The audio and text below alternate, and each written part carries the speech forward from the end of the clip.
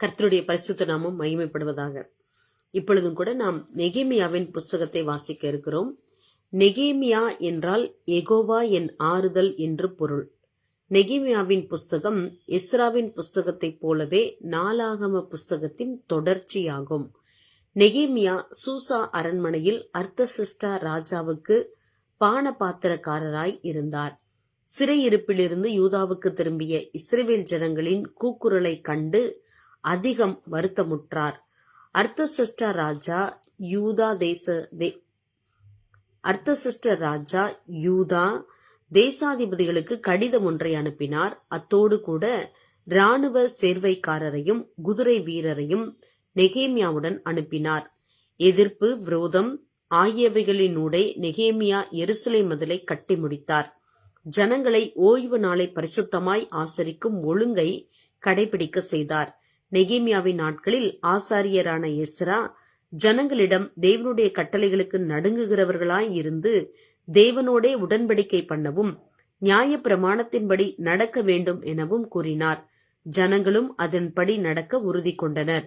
நெகேமியா ஆண்டவராலே அன்றி தம்மால் ஒன்றும் செய்ய முடியாது என்பதை அறிந்திருந்தார். ஆண்டவரை நோக்கி பலமுறை விண்ணப்பங்கள் ஏறெடுத்தவைகள் யாவும் இப்புஸ்தகத்தில் இடம்பெற்றுள்ளன. அதிகாரம் 1. அகலியாவின் குமாரனாகிய நெகேமியாவின் நடபடிகள். 20ஆம் வருஷம் கிஸ்லேயு மாதத்தில் நான் சூசான் என்னும் அரண்மனையில் இருக்கும்போது சம்பவித்தது என்னவென்றால், என் சகோதரரில் ஒருவனாகிய ஆனானியும் வேறே சில மனுஷரும் யூதாவிலிருந்து வந்தார்கள். அவர்களிடத்தில் நான் சிறையிருப்பில் மீண்டு தப்பின யூதரின் செய்தியையும் எருசலேமின் செய்தியையும் விசாரித்தேன். அதற்கு அவர்கள், சிறையிருப்பில் மீந்திருக்கிறவர்கள் அந்த தேசத்திலே மகா தீங்கையும் நிந்தையையும் அனுபவிக்கிறார்கள். எருசலேமின் அலங்கம் இடிப்பட்டதும் அதன் வாசல்கள் அக்னியால் சுட்டெரிக்கப்பட்டதுமாய் கிடக்கிறது என்றார்கள். இந்த வார்த்தைகளை கேட்டபோது நான் உட்கார்ந்து அழுது சில நாளாய் துக்கித்து உபவாசித்து மன்றாடி பரலோகத்தின் தேவனை நோக்கி, பரலோகத்தின் தேவனாகிய கர்த்தாவே, உம்மில் அன்பு கூர்ந்து உம்முடைய கற்பனைகளை கை கொள்ளுகிறவர்களுக்கு உடன்படிக்கையையும் கிருபையையும் காக்கிற மகத்துவமும் பயங்கரமுமான தேவனே, உமது அடியாராகிய இஸ்ரவேல் புத்திரருக்காக இன்று இரவும் பகலும் உமக்கு முன்பாக மன்றாடி, இஸ்ரவேல் புத்திரராகிய நாங்கள் உமக்கு விரோதமாக செய்த பாவங்களை அறிக்கையிடுகிற அடியேனுடைய ஜெபத்தை கேட்கிறதற்கு உம்முடைய செவி கவனித்தும் உம்முடைய கண்கள் திறந்தும் இருப்பதாக. நானும் என் தகப்பன் வீட்டாரும் பாவம் செய்தோம். நாங்கள் உமக்கு முன்பாக மிகவும் கெட்டவர்களாய் நடந்தோம். நீர் உம்முடைய தாசனாகிய மோசேக்கு கற்பித்த கற்பனைகளையும் கட்டளைகளையும் நியாயங்களையும் கை கொள்ளாதே போனோம்.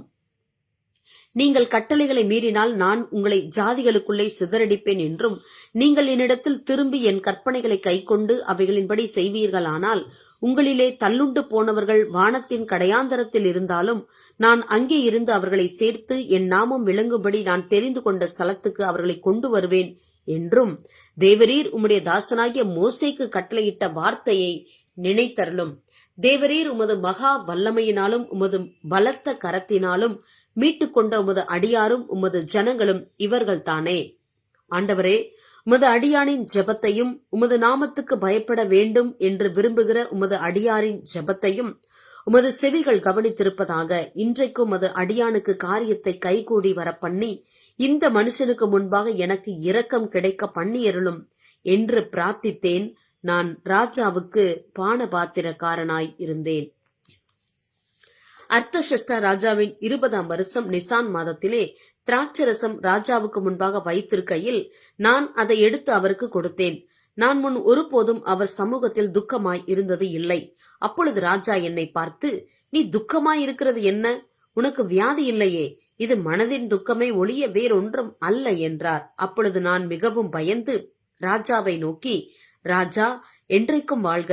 என் பிதாக்களின் கல்லறைகள் இருக்கும் ஸ்தலமாகிய நகரம் பாழானதும் அதன் வாசல்கள் அக்னியால் சுட்டெரிக்கப்பட்டதுமாய் கிடக்கும்போது நான் துக்க முகத்தோடு இராது இருப்பது எப்படி என்றேன். அப்பொழுது ராஜா என்னை பார்த்து, நீ கேட்கிற காரியம் என்ன என்றார். அப்பொழுது நான் பரலோகத்தின் தேவனை நோக்கி ஜெபம் பண்ணி ராஜாவை பார்த்து, ராஜாவுக்கு சித்தமாயிருந்து அடியேனுக்கும் உமது சமூகத்தில் தயை கிடைத்ததானால் என் பிதாக்களின் கல்லறைகள் இருக்கும் பட்டணத்தை கட்டும்படி யூதா தேசத்துக்கு நீர் என்னை அனுப்ப வேண்டிக் கொள்ளுகிறேன் என்றேன். அப்பொழுது ராஜஸ்திரியும் பக்கத்தில் உட்கார்ந்திருந்தாள். ராஜா என்னை பார்த்து, உன் பிரயாணம் எத்தனை நாள் செல்லும், நீ எப்பொழுது திரும்பி வருவாய் என்று கேட்டார். இவ்வளவு காலம் செல்லும் என்று நான் ராஜாவுக்கு சொன்னபோது என்னை அனுப்ப அவருக்கு சித்தமாயிற்று. பின்னும் நான் ராஜாவை பார்த்து, ராஜாவுக்கு சித்தமாயிருந்தால் நான் யூதா தேசத்துக்கு போய் சேருமட்டும் நதிக்கு அப்புறத்தில் இருக்கிற தேசாதிபதிகள் என்னை வழிவிட்டு அனுப்பும்படிக்கு அவர்களுக்கு கடிதங்கள் கொடுக்கும்படிக்கும் தேவாலயத்துக்கு இருக்கிற அரணின் கதவு வேலைக்கும் நகர அலங்கத்தின் வேலைக்கும் நான் தங்கப் போகிற வீட்டின் வேலைக்கும் வேண்டிய மரங்களை ராஜாவின் வனத்து காவலாளனாகிய ஆசாப் எனக்கு கொடுக்கும்படிக்கும் அவனுக்கும் ஒரு கடிதம் கட்டளையிடப்படுவதாக என்றேன். என் தேவனுடைய தயவுள்ள கரம் என் மேல் இருந்தபடியால் ராஜா அவைகளை எனக்கு கட்டளையிட்டார். அப்படியே நான் நதிக்கு அப்புறத்தில் இருக்கிற தேசாதிபதிகளிடத்துக்கு வந்து ராஜாவின் கடிதங்களை அவர்களுக்கு கொடுத்தேன். ராஜா என்னோட கூட இராணுவ சேர்வைக்காரரையும் குதிரை வீரரையும் அனுப்பியிருந்தார். இதை ஓரோனியனான சன்பல்லாத்தும் அம்மோனியனான தொபியா என்னும் ஊழியக்காரனும் கேட்டபோது, இஸ்ரவேல் புத்திரரின் நன்மையை விசாரிக்க ஒருவன் வந்தான் என்பது அவர்களுக்கு மிகவும் விசனமாயிருந்தது. நான் எருசலேமுக்கு வந்து அங்கே 3 நாள் இருந்த பின்பு நான் சில மனுஷரை கூட்டிக் கொண்டு ராத்திரியில் எழுந்து நகர சோதனை செய்தேன். ஆனாலும் எருசலேமுக்காக செய்யும்படி என் தேவன் என் மனதிலே வைத்ததை நான் ஒருவருக்கும் அறிவிக்கவில்லை. நான் ஏறிப்போன மிருகமே அல்லாமல் வேறு ஒரு மிருகமும் என்னோடு இருந்தது இல்லை. நான் அன்று ராத்திரி பள்ளத்தாக்கின் வாசல் வழியாய் புறப்பட்டு வலு சர்ப்ப துறவை கடந்து குப்பை மேட்டு வாசலுக்கு வந்து எருசலேமில் இடிந்து போன அலங்கத்தையும் அக்னியால் சுட்டெரிக்கப்பட்ட அதன் வாசல்களையும் பார்வையிட்டேன். அவ்விடத்தை விட்டு ஊருணி வாசலண்டைக்கும் ராஜாவின் குளத்தண்டைக்கும் போனேன். நான் ஏறியிருந்த மிருகம் அங்கே நடந்து போகிறதுக்கு வழி இல்லாது இருந்தது. அன்று ராத்திரியிலே நான் ஆற்றோரமாய் போய் அலங்கத்தை பார்வையிட்டு திரும்பி பள்ளத்தாக்கின் வாசல் வழியாய் வந்துவிட்டேன். நான் போனதும் நான் செய்ததும் அதிகாரிகள் ஒருவருக்கும் தெரியாது. அதுவரையிலும் நான் யூதருக்காயிலும் ஆசாரியர்கள் பெரியவர்கள் அதிகாரிகளுக்காயிலும் வேலை செய்கிற மற்றவர்களுக்காயிலும் ஒன்றும் அறிவிக்கவில்லை. பின்பு நான் அவர்களை நோக்கி, எருசலேம் பாழாய் இருக்கிறதையும் அதன் வாசல்கள் அக்னியால் சுட்டெரிக்கப்பட்டு கிடக்கிறதையும் நாம் இருக்கிற சிறுமையையும் பார்க்கிறீர்களே, நாம் இனி நிந்தைக்குள்ளாய் இராதபடிக்கு எருசலேமின் அலங்கத்தை கட்டுவோம் வாருங்கள் என்று சொல்லி என் தேவனுடைய கரம் என்மேல் நன்மையாக இருக்கிறதையும் ராஜா என்னோட சொன்ன வார்த்தைகளையும் அவர்களுக்கு அறிவித்தேன். அப்பொழுது அவர்கள், எழுந்து கட்டுவோம் வாருங்கள் என்று சொல்லி அந்த நல்ல வேலைக்கு தங்கள் கைகளை திடப்படுத்தினார்கள். ஓரோனியனான சன்பல்லாத்தும் அம்மோனியனான தொபியா எனும் ஊழியக்காரனும் அரபியனான கேஷேமும் இதை கேட்டபோது எங்களை பரியாசம் பண்ணி எங்களை நிந்தித்து, நீங்கள் செய்கிற இந்த காரியம் என்ன? நீங்கள் ராஜாவுக்கு விரோதமாக கலகம் பண்ண போகிறீர்களோ என்றார்கள். அதற்கு நான் மறுமொழியாக, பரலோகத்தின் தேவனானவர் எங்களுக்கு காரியத்தை கைகூடி வர பண்ணுவார். அவருடைய ஊழியக்காரராகிய நாங்கள் எழுந்து கட்டுவோம். உங்களுக்கோவென்றால் எருசலேமிலே பங்குமில்லை, பாத்தியமும் இல்லை, உங்கள் பேர் விளங்க ஒன்றுமில்லை என்று அவர்களுடனே சொன்னேன். அப்பொழுது பிரதான ஆசாரியனாகிய எலியாசீபும் அவன் சகோதரராகிய ஆசாரியர்களும் எழுந்து ஆட்டு வாசலை கட்டினார்கள். அதை கட்டி அவர்கள் பிரதிஷ்டை பண்ணி அதன் கதவுகளை வைத்து மேயா என்கிற கொம்மை முதல் அனானியேலின் கொம்மை மட்டும் கட்டி பிரதிஷ்டை பண்ணினார்கள். அவன் அருகே எரிகோவின் மனுஷர் கட்டினார்கள். அவன் அருகே இம்ரியின் குமாரனாகிய சக்கூர் கட்டினான். மீன் வாசலை அசேனாவின் குமாரர் கட்டினார்கள். அதற்கு உத்தரம் பாவி அதற்கு கதவுகளையும் பூட்டுகளையும் தாழ்பாள்களையும் போட்டார்கள். அவர்கள் அருகே கோசின் குமாரனாகிய உரியாவின் மகன் மெரேமோத் பழுது பார்த்து கட்டினான். அவர்கள் அருகே மேசேசாபேயலின் குமாரனாகிய பெரகியாவின் மகன் மெசுல்லாம் பழுது பார்த்து கட்டினான். அவர்கள் அருகே பானாவின் குமாரனாகிய சாதோக் பழுது பார்த்து கட்டினான். அவர்கள் அருகே தெக்கோவா ஊரார் பழுது பார்த்து கட்டினார்கள். அவர்களுடைய பிரபுக்களோ தங்கள் ஆண்டவருடைய வேலைக்கு தங்கள் கழுத்தை கொடுக்கவில்லை. பழைய வாசலை பசேயாவின் குமாரனாகிய யோய்தாவும் பேசோதியாவின் குமாரனாகிய மெசுல்லாமும் பழுது பார்த்து கட்டினார்கள். அவர்கள் அதற்கு உத்தரம் பாவி அதற்கு கதவுகளையும் பூட்டுகளையும் தாழ்பாள்களையும் போட்டார்கள். அவர்கள் அருகே கிபியோன் மிஸ்பா ஊர்களின் மனுஷரான மெலதியா என்னும் கிபியோனியனும் யாதோன் என்னும் மெரோனோத்தியனும் நதிக்கு இப்புறத்தில் இருக்கிற அதிபதியின் சமஸ்தான மட்டும் பழுது பார்த்து கட்டினார்கள்.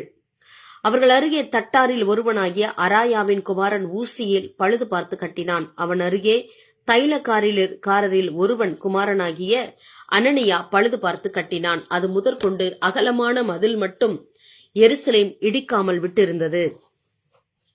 அவர்கள் அருகே எருசலேம் பட்டணத்தின் பாதிக்கு பிரபுவாகிய ஊரின் குமாரன் ரெப்பாயா பழுது பார்த்து கட்டினான். அவர்கள் அருகே அருமாப்பின் குமாரன் எதாயா தன் வீட்டுக்கு எதிரானதை பழுது பார்த்து கட்டினான். அவன் அருகே ஆசாப் நேயாவின் குமாரன் அத்தூஸ் பழுது பார்த்து கட்டினான். மற்ற பங்கையும் சூளைகளின் கொம்மையையும் ஆரிமின் குமாரன் மல்கிசாவும் பாகாத் மோவாபின் குமாரன் அசூபும் பழுது பார்த்து கட்டினார்கள். அதன் அருகே எருசலேம் பட்டணத்தின் மறுபாதிக்கு பிரபுவாகிய அலோகேசின் குமாரன் சல்லூமும் அவன் குமாரத்திகளும் பழுது பார்த்து கட்டினார்கள். பள்ளத்தாக்கின் வாசலை ஆனூனும் சானோவாயின் குடிகளும் பழுது பார்த்து கட்டினார்கள். அவர்கள் அதை கட்டி அதற்கு கதவுகளையும் பூட்டுகளையும் தாழ்பால்களையும் போட்டு குப்பை மேட்டு வாசல் மட்டாக அலங்கத்தில் 1000 முழம் கட்டினார்கள். குப்பை மேட்டு வாசலை பெத்கேரேவின் மாகாணத்து பிரபுவாகிய ரெக்காவின் குமாரன் மல்கியா பழுது பார்த்து அதை கட்டி அதற்கு கதவுகளையும் பூட்டுகளையும் தாழ்பால்களையும் போட்டான். ஊருணி வாசலை மிஸ்பாவின் மாகாணத்து பிரபுவாகிய கொல்லோசேயின் குமாரன் சல்லும் பழுது பார்த்து அதை கட்டி மச்சுப்பாவி அதற்கு கதவுகளையும் பூட்டுகளையும் தாழ்பால்களையும் போட்டு ராஜாவின் சிங்காரத் தோட்டத் தண்டையில் இருக்கிற சீலோவாவின் குளத்து மதிலையும் தாவீதின் நகரத்திலிருந்து இறங்குகிற படிகள் மட்டாக இருக்கிறதையும் கட்டினான். அவனுக்கு பின்னாக பெத்சூர் மாகாணத்தின் பாதிக்கு பிரபுவாகிய அஸ்பூகின் குமாரன் நெகேமியா தாவீதின் கல்லறைகளுக்கு எதிரான இடமட்டாகவும் வெட்டப்பட்ட குலமட்டாகவும் பராக்கிரமசாலிகளின் வீடு மட்டாகவும் இருக்கிறதை பழுது பார்த்து கட்டினான்.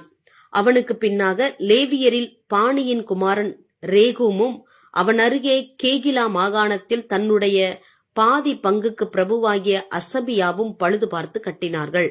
அவனுக்கு பின்னாக அவனுடைய சகோதரரில் கேகிலா மாகாணத்து மறுபாதிக்கு பிரபுவாகிய ஏனாதாத்தின் குமாரன் பாப்பாயி பழுது பார்த்து கட்டினான். அவன் அருகே மிஸ்பாவின் பிரபுவாகிய யெசுவாவின் குமாரன் ஏசர் என்பவன் மதிலின் கோடியிலே ஆயுத சாலையின் படிகளுக்கு எதிரே இருக்கிற வேறொரு பங்கை பழுது பார்த்து கட்டினான். அவனுக்கு பின்னாக சாபாவின் குமாரன் பாருக் அந்த கோடி துவக்கி பிரதான ஆசாரியனாகிய எலியாசீபின் வாசற்படி மட்டும் இருக்கிற பின்னொரு பங்கை வெகு ஜாக்கிரதையோட பழுது பார்த்து கட்டினான். அவனுக்கு பின்னாக கோசின் குமாரனாகிய உரியாவின் மகன் மெரேமோத் எலியாசீபின் வீட்டு வாசற்படி துவக்கி அவனுடைய வீட்டின் கடை கோடி மட்டும் இருக்கிற பின்னொரு பங்கை பழுது பார்த்து கட்டினான். அவனுக்கு பின்னாக சமனான பூமியில் வாசமாய் இருக்கிற ஆசாரியர்கள் பழுது பார்த்து கட்டினார்கள். அவர்களுக்கு பின்னாக பென்யமீனும் அசூபும் தங்கள் வீட்டுக்கு எதிரே இருக்கிறதை பழுது பார்த்து கட்டினார்கள். அவர்களுக்கு பின்னாக அனனியாவின் குமாரனாகிய மாசேயாவின் மகன் அசரியா தன் வீட்டின் அருகே இருக்கிறதை பழுது பார்த்து கட்டினான். அவனுக்கு பின்னாக எனாதாதின் குமாரன் பின்னூவி அசரியாவின் வீடு துவக்கி அலங்கத்து கோடி வளைவு வரைக்கும் இருக்கிற வேறொரு பங்கை பழுது பார்த்து கட்டினான். ஊசாயின் குமாரன் பாலால் வளைவுக்கு எதிரேயும் காவல் வீட்டின் முற்றத்துக்கு அடுத்த ராஜாவின் உயரமான அரண்மனைக்கு வெளிப்புறமாயிருக்கிற கொம்மைக்கு எதிரேயும் இருக்கிறதை கட்டினான். அவனுக்கு பின்னாக பாரோசின் குமாரன் பெதாயாவும் ஓபேலிலே குடியிருக்கிற நிதனியமரை சேர்ந்த மனிதரும் கிழக்கே இருக்கிற தண்ணீர் வாசலுக்கு வெளிப்புறமான கொம்மைக்கு எதிரே இருக்கிற இடம் மட்டும் கட்டினார்கள். அவர்களுக்கு பின்னாக தெக்கோவா ஊரார் வெளிப்புறமான பெரிய கொம்மைக்கு எதிரே ஓபேலின் மதில் மட்டும் இருக்கிற பின்னொரு பங்கை பழுது பார்த்து கட்டினார்கள். குதிரை வாசல் முதற்கொண்டு ஆசாரியர்கள் அவரவர் தங்கள் வீடுகளுக்கு எதிரே இருக்கிறதை பழுது பார்த்து கட்டினார்கள். அவர்களுக்கு பின்னாக இம்மேரின் குமாரன் சாதோக் தன் வீட்டுக்கு எதிரே இருக்கிறதை பழுது பார்த்து கட்டினான். அவனுக்கு பின்னாக கிழக்கு வாசலை காக்கிற செக்கனியாவின் குமாரன் செமாயா பழுது பார்த்து கட்டினான். அவனுக்கு பின்னாக செல்மியாவின் குமாரன் அனனியாவும் சாலாபின் 6வது குமாரனாகிய ஆனூனும் வேறொரு பங்கை பழுது பார்த்து கட்டினார்கள். அவர்களுக்கு பின்னாக பெரகியாவின் குமாரன் மெசுல்லாம் தன் அறை வீட்டுக்கு எதிரே இருக்கிறதை பழுது பார்த்து கட்டினான். அவனுக்கு பின்னாக தட்டானின் குமாரன் மல்கியா மிப்காத் என்னும் வாசலுக்கு எதிரே நிதனியமரும் மளிகைக்காரரும் குடியிருக்கிற ஸ்தலம் முதல் கோடியின் மேல் வீடு மட்டாகவும் இருக்கிறதை பழுது பார்த்து கட்டினான். கோடியின் மேல் வீட்டுக்கும் ஆட்டு வாசலுக்கும் நடுவே இருக்கிறதை தட்டாரும் மளிகைக்காரரும் பழுது பார்த்து கட்டினார்கள். நாங்கள் அலங்கத்தை கட்டுகிற செய்தியை சன்பல்லாத் கேட்டபோது அவன் கோபித்து எரிச்சலடைந்து யூதரை சக்கந்தம் பண்ணி, அந்த அற்பமான யூதர் செய்கிறது என்ன? அவர்களுக்கு இடம் கொடுக்கப்படுமோ? பலியிடுவார்களோ? ஒரு நாளிலே முடித்து போடுவார்களோ? சுட்டெரித்து போடப்பட்ட மண்மேடுகளான கற்களுக்கு உயிர் கொடுப்பார்களோ என்று தன் சகோதரருக்கும் சமாரியாவின் சேனைக்கு முன்பாக சொன்னான். அப்பொழுது அம்மோனியனாகிய தொபியா அவன் பக்கத்தில் நின்று, அவர்கள் கட்டினாலும் என்ன, ஒரு நரி ஏறி போனால் அவர்களுடைய கல்மதில் இடிந்து போகும் என்றான். எங்கள் தேவனே, நாங்கள் அவமதிக்கப்படுகிறதை கேட்டு அவர்கள் நிந்திக்கிற நிந்தையை அவர்கள் தலையின் மேல் திருப்பி அவர்களை சிறையிருப்பின் தேசத்திலே சூறைக்கு ஒப்புக்கொடும். அவர்கள் அக்கிரமத்தை மூடி போடாதையும் அவர்கள் பாவம் உமக்கு முன்பாக குலைக்கப்படாதிருப்பதாக. கட்டுகிறவர்களுக்கு மனம் அடி உண்டாக பேசினார்களே. நாங்கள் அலங்கத்தை கட்டி வந்தோம். அலங்கமெல்லாம் பாதி மட்டும் ஒன்றாய் இணைந்து உயர்ந்தது. ஜனங்கள் வேலை செய்கிறதற்கு ஆவலாயிருந்தார்கள். எருசலேமின் அலங்கத்தை கட்டுகிற வேலை வளர்ந்தேறுகிறது என்றும் இடிக்கப்பட்ட இடங்கள் அடைக்கப்பட்டு வருகிறது என்றும் சன்பல்லாத்தும் தொபியாவும் அரபியரும் அம்மோனியரும் அஸ்தோத்தியரும் கேட்டபோது அவர்கள் மிகவும் எரிச்சலாகி எருசலேமின் மேல் யுத்தம் பண்ண எல்லாரும் ஏகமாய் வரவும் வேலையை தடுக்கவும் கட்டுப்பாடு பண்ணினார்கள். ஆனாலும் நாங்கள் எங்கள் தேவனை நோக்கி ஜெபம் பண்ணி அவர்கள் நிமித்தம் இரவும் பகலும் ஜாமம் காக்கிறவர்களை வைத்தோம். அப்பொழுது யூதா மனிதர், சுமைக்காரரின் பலன் குறைந்து போகிறது, மண்மேடு மிச்சமாய் இருக்கிறது, நாங்கள் அலங்கத்தை கட்டக்கூடாது என்றார்கள். எங்கள் சத்துருக்களோ வென்றால் நாங்கள் அவர்கள் நடுவே வந்து அவர்களை கொன்று போடு மட்டும் அவர்கள் அதை அறியாமலும் பாராமலும் இருக்க வேண்டும். இவ்விதமாய் அந்த வேலையை ஓய பண்ணுவோம் என்றார்கள். அதை அவர்கள் அண்டையிலே குடியிருக்கிற யூதரும் பல இடங்களிலுமிருந்து எங்களிடத்துக்கு வந்து 10 விஷயங்களுக்கு சொன்னார்கள். அப்பொழுது நான் அலங்கத்துக்கு பின்னாக இருக்கிற பள்ளமான இடங்களிலும் மேடுகளிலும் பட்டயங்களையும் ஈட்டிகளையும் வில்லுகளையும் பிடித்திருக்கிற ஜனங்களை குடும்பம் குடும்பமாக நிறுத்தினேன். அதை நான் பார்த்து எழும்பி பிரபுக்களையும் அதிகாரிகளையும் மற்ற ஜனங்களையும் நோக்கி, அவர்களுக்கு பயப்படாதிருங்கள். நீங்கள் மகத்துவமும் பயங்கரமுமான ஆண்டவரை நினைத்து உங்கள் சகோதரருக்காகவும் உங்கள் குமாரருக்காகவும் உங்கள் குமாரத்திகளுக்காகவும் உங்கள் மனைவிகளுக்காகவும் உங்கள் வீடுகளுக்காகவும் யுத்தம் பண்ணுங்கள் என்றேன். எங்களுக்கு செய்தி தெரிய வந்தது என்றும் தேவன் அவர்களை ஆலோசனையை அபத்தமாக்கினார் என்றும் எங்கள் பகைஞர் கேட்டபோது நாங்கள் எல்லாரும் அவரவர் தங்கள் வேலையை செய்ய அலங்கத்துக்கு திரும்பினோம். அன்று முதற்கொண்டு என் வேலைக்காரரில் பாதி பேர் வேலை செய்தார்கள், பாதி பேர் ஈட்டிகளையும் பரிசைகளையும் வில்லுகளையும் கவசங்களையும் பிடித்து நின்றார்கள். அதிகாரிகள் யூதா வம்சத்தார் எல்லாருக்கும் பின்னாக நின்றார்கள். அலங்கத்திலே கட்டுகிறவர்களும் சுமை சுமக்கிறவர்களும் சுமை ஏற்றுகிறவர்களும் அவரவர் ஒரு கையினாலே வேலை செய்து மறு கையினாலே ஆயுதம் பிடித்திருந்தார்கள். கட்டுகிறவர்கள் அவரவர் தங்கள் பட்டயத்தை தங்கள் இடுப்பிலே கட்டிக்கொண்டவர்களாய் வேலை செய்தார்கள். எக்காலம் ஊதுகிறவன் என் அண்டையிலே நின்றான். நான் பிரபுக்களையும் அதிகாரிகளையும் மற்ற ஜனங்களையும் நோக்கி, வேலை பெரிதும் விஸ்தாரமுமாய் இருக்கிறது. நாம் அலங்கத்தின் மேல் சிதறப்பட்டு ஒருவருக்கு ஒருவர் தூரமாய் இருக்கிறோம். நீங்கள் எவ்விடத்திலே எக்கால சத்தத்தை கேட்கிறீர்களோ அவ்விடத்திலே வந்து எங்களோட கொடுங்கள். நம்முடைய தேவன் நமக்காக யுத்தம் பண்ணுவார் என்றேன். இப்படியே நாங்கள் வேலை செய்து கொண்டிருந்தோம். அவர்களிலே பாதி பேர் கிழக்கு வெளுக்கும் நேரம் முதல் நட்சத்திரங்கள் காணுமட்டும் ஈட்டிகளை பிடித்திருந்தார்கள். அக்காலத்திலே நான் ஜனங்களை பார்த்து, ராமாறு நமக்கு காவலுக்கும் பகல்மாறு வேலைக்கும் உதவ அவரவர் தங்கள் வேலைக்காரரோடும் கூட எருசலேமுக்குள்ளே ராத்தங்க கடவர்கள் என்று சொல்லி, நானாகிலும் என் சகோதரராகிலும் என் வேலைக்காரராகிலும் என்னை பின்பற்றி காவல் காக்கிற சேவகராகிலும் எங்கள் வஸ்திரங்களை களைந்து போடாதிருந்தோம். அவரவருக்கு ஆயுதமும் தண்ணீரும் இருந்தது. ஜனங்களுக்குள் அநேகரும் அவர்களுடைய ஸ்திரீகளும் யூதராகிய தங்கள் சகோதரர் மேல் முறையிடுகிற பெரிய கூக்குரல் உண்டாயிற்று. அது என்னவென்றால், அவர்களில் சிலர், நாங்கள் எங்கள் குமாரரோடும் எங்கள் குமாரத்திகளோடும் அநேகர் ஆனபடியினால் சாப்பிட்டு பிழைக்கும்படிக்கு நாங்கள் தானியத்தை கடனாக வாங்கினோம் என்றார்கள். வேறு சிலர் எங்கள் நிலங்களையும் எங்கள் திராட்சை தோட்டங்களையும் எங்கள் வீடுகளையும் நாங்கள் அடைமானமாக வைத்து இந்த பஞ்சத்திலே தானியம் வாங்கினோம் என்றார்கள். இன்னும் சிலர், ராஜாவுக்கு தீர்வை செலுத்த நாங்கள் எங்கள் நிலங்கள் மேலும் எங்கள் திராட்சை தோட்டங்கள் மேலும் பணத்தை கடனாக வாங்கினோம் என்றும், எங்கள் உடலும் எங்கள் சகோதரர் உடலும் சரி, எங்கள் பிள்ளைகளும் அவர்கள் பிள்ளைகளும் சரி, ஆனாலும் இதோ நாங்கள் எங்கள் குமாரரையும் எங்கள் குமாரத்திகளையும் அடிமைத்தனத்திற்கு உட்படுத்த வேண்டியதாய் இருக்கிறது. அப்படியே எங்கள் குமாரத்திகளில் சிலர் அடிமைப்பட்டும் இருக்கிறார்கள். அவர்களை மீட்க எங்களுக்கு நிர்வாகம் இல்லை. எங்கள் நிலங்களும் எங்கள் திராட்சை தோட்டங்களும் வேறே மனிதர் கைவசமாயிற்று என்றார்கள்.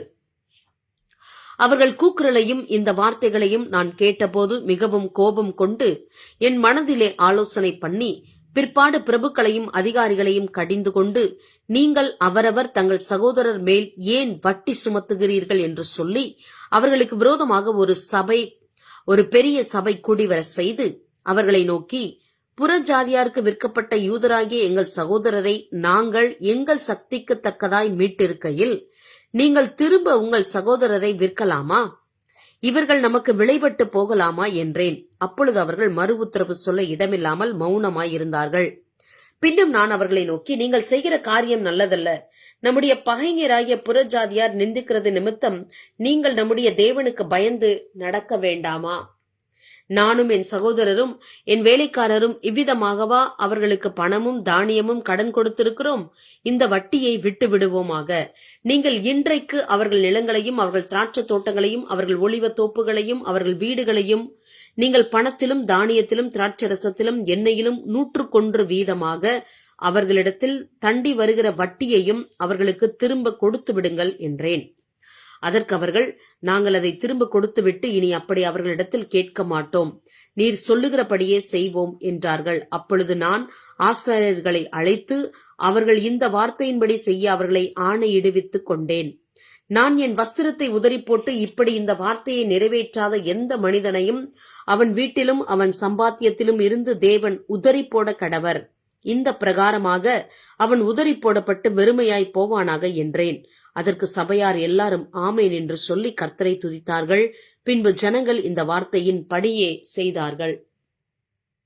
நான் யூதா தேசத்திலே அதிபதியாய் இருக்கும்படி ராஜாவாகிய அர்த்தசஷ்டா எனக்கு கற்பித்த நாளாகிய அவருடைய 20ஆம் வருஷம் தொடங்கி அவருடைய 32ஆம் வருஷம் வரைக்கும் இருந்த 12 வருஷ காலமாய் நானும் என் சகோதரரும் அதிபதிகள் வாங்குகிற படியை வாங்கி சாப்பிடவில்லை. எனக்கு முன்னிருந்த அதிபதிகள் ஜனங்களுக்கு பாரமாயிருந்து அவர்கள் கையிலே அப்பமும் திராட்சரசமும் வாங்கினதும் அல்லாமல் 40 சேக்கல் வெள்ளியும் வாங்கி வந்தார்கள். அவர்கள் வேலைக்காரர் முதலாய் ஜனங்கள் மேல் அதிகாரம் செலுத்தினார்கள். நானோ தேவனுக்கு பயந்ததினால் இப்படி செய்யவில்லை. ஒரு வயலையாவது நாங்கள் கொள்ளவில்லை. அந்த அலங்கத்தின் வேலையிலே முயன்று நின்றேன். என் வேலைக்காரனை வரும் கூட்டமாய் அந்த வேலைக்கு கூடி வந்தார்கள். யூதரும் மூப்பருமான 150 பேரும் எங்களை சுற்றிலும் இருக்கிற புறஜாதிகளிடத்திலிருந்து எங்களிடத்திற்கு வந்தவர்களும் என் பந்தியில் சாப்பிட்டார்கள். நாளொன்றுக்கு ஒரு காளையும் முதல் தரமான 6 ஆடும் சமைக்கப்பட்டது. பட்சிகளும் சமைக்கப்பட்டது. 10 நாளைக்கு ஒரு தரம் நானாவித திராட்சரசமும் செலவழிந்தது. இப்படியெல்லாம் இருந்த போதும் இந்த ஜனங்கள் பட்ட பாடு கடினமாயிருந்தபடியால் அதிபதிகள் வாங்குகிற படியை நான் வாங்கவில்லை. என் தேவனே, நான் இந்த ஜனத்துக்காக செய்த எல்லாவற்றின் படியும் எனக்கு நன்மையுண்டாக என்னை நினைத்தருளும்.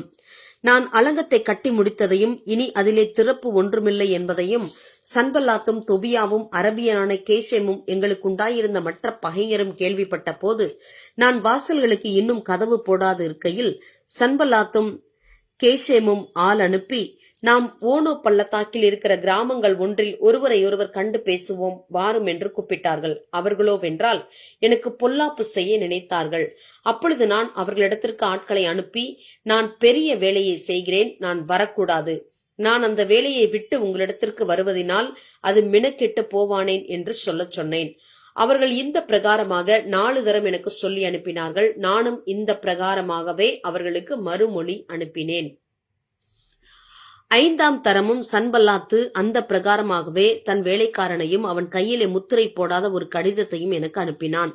அதிலே, நீரும் யூதரும் கலகம் பண்ண நினைக்கிறீர்கள் என்றும் அதற்காக நீர் அலங்கத்தை கட்டுகிறீர் என்றும் இவ்விதமாக நீர் அவர்களுக்கு ராஜாவாக போகிறீர் என்றும் யூதாவிலே ஒரு ராஜா இருக்கிறார் என்று உம்மை குறித்து எருசலேமிலே கூறுகிற தீர்க்க தரிசிகளையும் சம்பாதித்தீர் என்றும் புற ஜாதிகளுக்குள்ளே பிரஸ்தாபமாய் இருக்கிறது.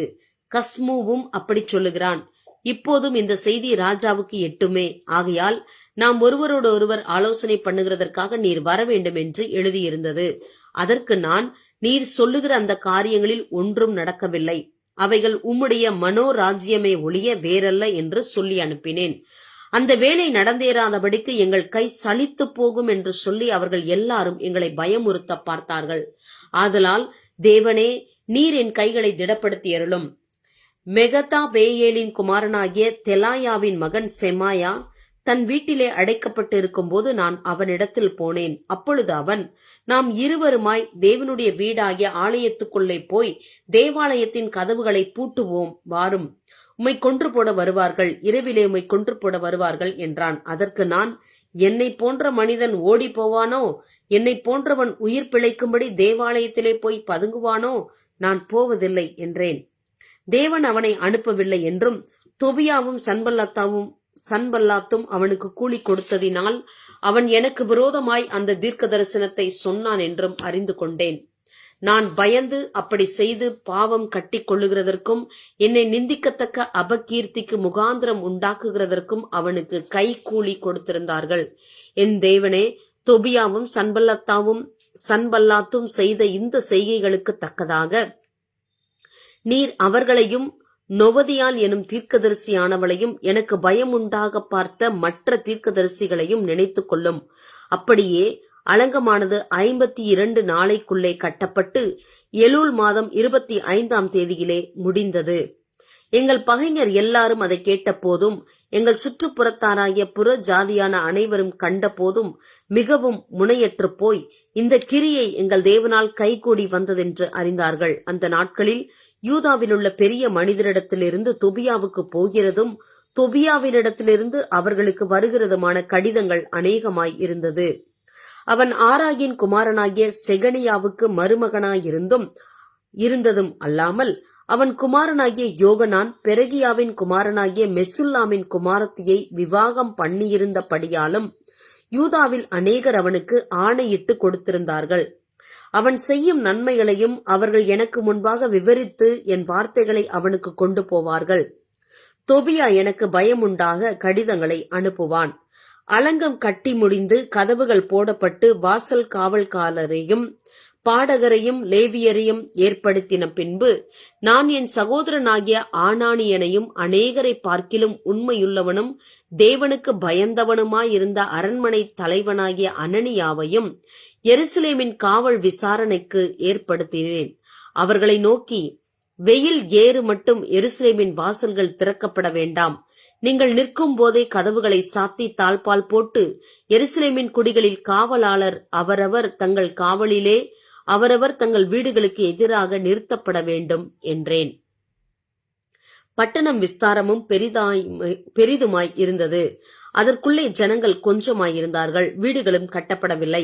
அப்பொழுது வம்ச அட்டவணைகளை பார்க்கிறதற்கு நான் பிரபுக்களையும் அதிகாரிகளையும் ஜனங்களையும் கூடிவர செய்ய என் தேவன் என் மனதிலே ஒரு எண்ணத்தை உண்டாக்கினார். முந்தி வந்தவர்களின் வம்ச அட்டவணை புஸ்தகம் அப்பொழுது எனக்கு அகப்பட்டது. அதிலே எழுதியிருக்க நான் கண்டது என்னவென்றால், பாபிலோன் ராஜாவாகிய நேபுகாத்நேச்சார் சிறைப்பிடித்து போனவர்களும் சிறையிருப்பிலிருந்து செருபாபேலோடும் யெசுவா, நெகேமியா, அசரியா, ராமியா, நகமானி, மொர்தெகாய், பில்சான், மிஸ்பேரேத், பிக்வாயி, நெகும், பானா என்பவர்களோடும் கூட வந்து எருசலேமுக்கும் யூதாவுக்கும் திரும்பி தங்கள் தங்கள் பட்டணங்களிலே குடியிறங்கினவர்களுமான இந்த தேசத்தின் புத்திரராகிய இஸ்ரவேல் ஜனங்களான மனிதரின் தொகையாவது. பாரோசின் புத்திரர் 2172 பேர். செபத்தியாவின் புத்திரர் 372 பேர். ஆராகின் புத்திரர் 652 பேர். யெசுவா, யோவாப் என்பவர்களின் சந்ததிக்குள் இருந்த பாகாத் மோவாபின் புத்திரர் 2818 பேர். ஏலாமின் புத்திரர் 1254 பேர். சத்துவின் புத்திரர் 845 பேர். சக்காயின் புத்திரர் 760 பேர். பின்னூவின் புத்திரர் 648 பேர். பெபாயின் புத்திரர் 628 பேர். அஸ்காதின் புத்திரர் 2322 பேர். அதோனிகாமின் புத்திரர் 667 பேர். பிக்வாயின் புத்திரர் 2067 பேர். ஆதீனின் புத்திரர் 655 பேர். எசேக்கியாவின் சந்ததியான ஆதேரின் புத்திரர் 98 பேர். அசூமின் புத்திரர் 328 பேர். பேசாயின் புத்திரர் 324 பேர். ஆரிப்பின் புத்திரர் 112 பேர். கிபியோனின் புத்திரர் 95 பேர். பெத்லஹேம் ஊராரும் நெத்தோபா ஊராரும் 188 பேர். ஆனதோத்தூர் மனிதர் 128 பேர். பெத் அஸ்மாவேத் ஊரார் 42 பேர். கீரியாத் யாரிம், கெபிரா, பேரோத் ஊர்களின் மனிதர் 743 பேர். ராமா, காபா ஊர்களின் மனிதர் 621 பேர். மிக்மாஸ் ஊரார் 122 பேர். பெத்தேல், ஆயி ஊர்களின் மனிதர் 123 பேர். வேறொரு நேபோ ஊரார் 52 பேர். மற்றொரு ஏலாம் புத்திரர் 1254 பேர். ஆரிம் புத்திரர் 320 பேர். எரிகோ புத்திரர் 345 பேர். லோத், ஆதித், ஓனா ஊர்களின் புத்திரர் 721 பேர். செனாகா புத்திரர் 3930 பேர். ஆசாரியரானவர்கள் யெசுவா குடும்பத்தானாகிய யெதாயாவின் புத்திரர் 973 பேர். இம்மேரின் புத்திரர் 1052 பேர். பஸ்கூரின் புத்திரர் 1247 பேர். ஆரீமின் புத்திரர் 1017 பேர். லேவியரானவர்கள் ஓதியாவின் புத்திரருக்குள்ளே கத்மியேலின் குமாரனாகிய யெசுவாவின் புத்திரர் 74 பேர். பாடகரானவர்கள் ஆசாபின் புத்திரர் 148 பேர். காவலால் ஆனவர்கள் சல்லூமின் புத்திரர், அதேரின் புத்திரர், தல்மோனின் புத்திரர், அக்கூபின் புத்திரர், அதிதாவின் புத்திரர், சோபாயின் புத்திரர் ஆக 138 பேர். நிதனீமியரானவர்கள் சீகாவின் புத்திரர், அசுபாவின் புத்திரர், தபாகோத்தின் புத்திரர். கேரோசின் புத்திரர், சீரியாவின் புத்திரர், சீயாவின் புத்திரர், பாதோனின் புத்திரர். லெபனாவின் புத்திரர், அகாபாவின் புத்திரர், சல்மாயின் புத்திரர். ஆனானின் புத்திரர், கித்தேலின் புத்திரர், காகாரின் புத்திரர். ராயாகின் புத்திரர், ரேத்சீனின் புத்திரர், நெகோதாவின் புத்திரர். காசாமின் புத்திரர், ஊசாவின் புத்திரர், பாசேயாகின் புத்திரர். பேசாயின் புத்திரர், மெயுநீமியின் புத்திரர், நெபிஷசீமியின் புத்திரர். பக்பூக்கின் புத்திரர், அகுபாவின் புத்திரர், அர்கூரின் புத்திரர், பஸ்லீதின் புத்திரர், மெகிதாவின் புத்திரர், அர்சாவின் புத்திரர். பர்கோசின் புத்திரர், சிசேராவின் புத்திரர், தாமாவின் புத்திரர், நெத்சியாகின் புத்திரர், அதிபாவின் புத்திரர். சாலமோனுடைய வேலைக்காரரின் புத்திரரானவர்கள் சோதாயின் புத்திரர், சொபேரேத்தின் புத்திரர், பெரிதாவின் புத்திரர். யாலாவின் புத்திரர், தர்கோனின் புத்திரர், கித்தேலின் புத்திரர். செபத்தியாவின் புத்திரர், அத்லீனின் புத்திரர், பொகேரேத் செமாயாவிலுள்ள புத்திரர். ஆமோனின் புத்திரர் நிதனீமியரும் சாலமோனுடைய வேலையாட்களின் புத்திரரும் ஏகத்துக்கு 392 பேர். தெல்மேலாகிலும் தெல் அர்சாவிலும் கேரூபிலும் ஆதோனிலும் இம்மேரிலும் இருந்து வந்தும் தாங்கள் இஸ்ரவேல் என்று தங்கள் பிதாக்களின் வம்சத்தையும் தங்கள் பூர்வோத்தரத்தையும் சொல்ல மாட்டாமல் இருந்தவர்கள் தெலாயாவின் புத்திரர், தொபியாவின் புத்திரர், நெகோதாவின் புத்திரர் ஆக 642 பேர். ஆசாரியர்களில் அபாயாவின் புத்திரர், கோசின் புத்திரர், கீலேயாத்தியனான பர்சிலாவின் குமாரத்திகளில் ஒருத்தியை விவாகம் பண்ணி அவர்கள் வம்ச நாமம் தரிக்கப்பட்ட பர்சிலாயின் புத்திரர். இவர்கள் தங்கள் வம்ச அட்டவணையை தேடி அதை காணாமல் போய் ஆசாரிய ஊழியத்துக்கு விலக்கமானவர்கள் என்று எண்ணப்பட்டார்கள். ஊரிம் தும்மிம் என்பவைகளுள்ள ஒரு ஆசாரியன் எலும்பு மட்டும் அவர்கள் மகா பரிசுத்தமானதிலே புசிக்கத்தகாதென்று திர்ஷாதா அவர்களுக்கு சொன்னான். சபையார் எல்லாரும் ஏகத்துக்கு 40,360 பேராய் இருந்தார்கள். அவர்களை தவிர 7,337 பேரான அவர்களுடைய வேலைக்காரரும் வேலைக்காரிகளும் 245 பாடகரும் பாடகிகளும் அவர்களுக்கு இருந்தார்கள். அவர்களுடைய குதிரைகள் 736, அவர்கள் கோவேறு கழுதைகள் 245, ஒட்டகங்கள் 435, கழுதைகள் 6720. வம்ச தலைவரில் சிலர் வேலைக்கன்று கொடுத்ததாவது: திர்ஷாதா 1000 தங்க காசையும் 50 களங்களையும் 530 ஆசாரிய வஸ்திரங்களையும் பொக்கிஷத்துக்கு கொடுத்தான். வம்ச தலைவரில் சிலர் வேலையின் பொக்கிஷத்துக்கு 20,000 தங்க காசையும் 2200 ராத்தல் வெள்ளியையும் கொடுத்தார்கள். மற்ற ஜனங்கள் 20,000 தங்க காசையும் 2000 ராத்தல் வெள்ளியையும் 67 ஆசாரிய வஸ்திரங்களையும் கொடுத்தார்கள். ஆசாரியரும் லேவியரும் வாசல் காவலாளரும் பாடகரும் ஜனங்களில் சிலரும் நிதனீமியரும் இஸ்ரவேல் அனைவரும் தங்கள் தங்கள் பட்டணங்களில் குடியேறினார்கள். 7ஆம் மாதமான போது இஸ்ரவேல் புத்திரர் தங்கள் பட்டணங்களில் இருந்தார்கள். ஜனங்கள் எல்லாரும் தண்ணீர் வாசலுக்கு முன்னான வீதியிலே ஒருமனப்பட்டு கூடி கர்த்தர் இஸ்ரவேலுக்கு கற்பித்த மோசேயின் நியாயப்பிரமாண புஸ்தகத்தை கொண்டு வர வேண்டும் என்று வேத பாரகனாகிய எஸ்ராவுக்கு சொன்னார்கள்.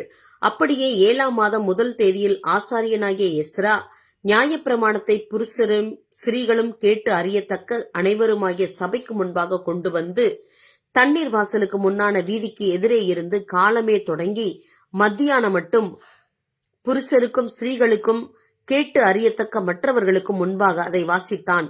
சகல ஜனங்களும் நியாயப்பிரமாண புஸ்தகத்திற்கு கவனமாய் செவி கொடுத்தார்கள். வேத பாரகனாகிய எஸ்ரா அதற்கென்று மரத்தால் செய்யப்பட்ட ஒரு பிரசங்க பீடத்தின் மேல் நின்றான். அவன் அண்டையில் அவனுக்கு வலது பக்கமாக மத்தத்தியாவும் செமாயாவும் அனாயாவும் உரியாவும் இல்கியாவும் மாசேயாவும், அவனுக்கு இடது பக்கமாக பெதாயாவும் மீசவேலும் மல்கியாவும் அசூமும் அஸ்பதானாவும் சகரியாவும் மெசுல்லாமும் நின்றார்கள். எஸ்ரா சகல ஜனங்களுக்கும் உயர நின்று சகல ஜனங்களும் காண புஸ்தகத்தை திறந்தான். அவன் அதை திறந்த போது ஜனங்கள் எல்லாரும் எழுந்து நின்றார்கள். அப்பொழுது எஸ்ரா மகத்துவமுள்ள தேவனாகிய கர்த்தரை ஸ்தோத்தரித்தான். ஜனங்கள் எல்லாரும் தங்கள் கைகளை குவித்து அதற்கு மறுமொழியாக ஆமேன் ஆமேன் என்று சொல்லி குனிந்து முகங்குப்புற விழுந்து கர்த்தரை பணிந்து கொண்டார்கள்.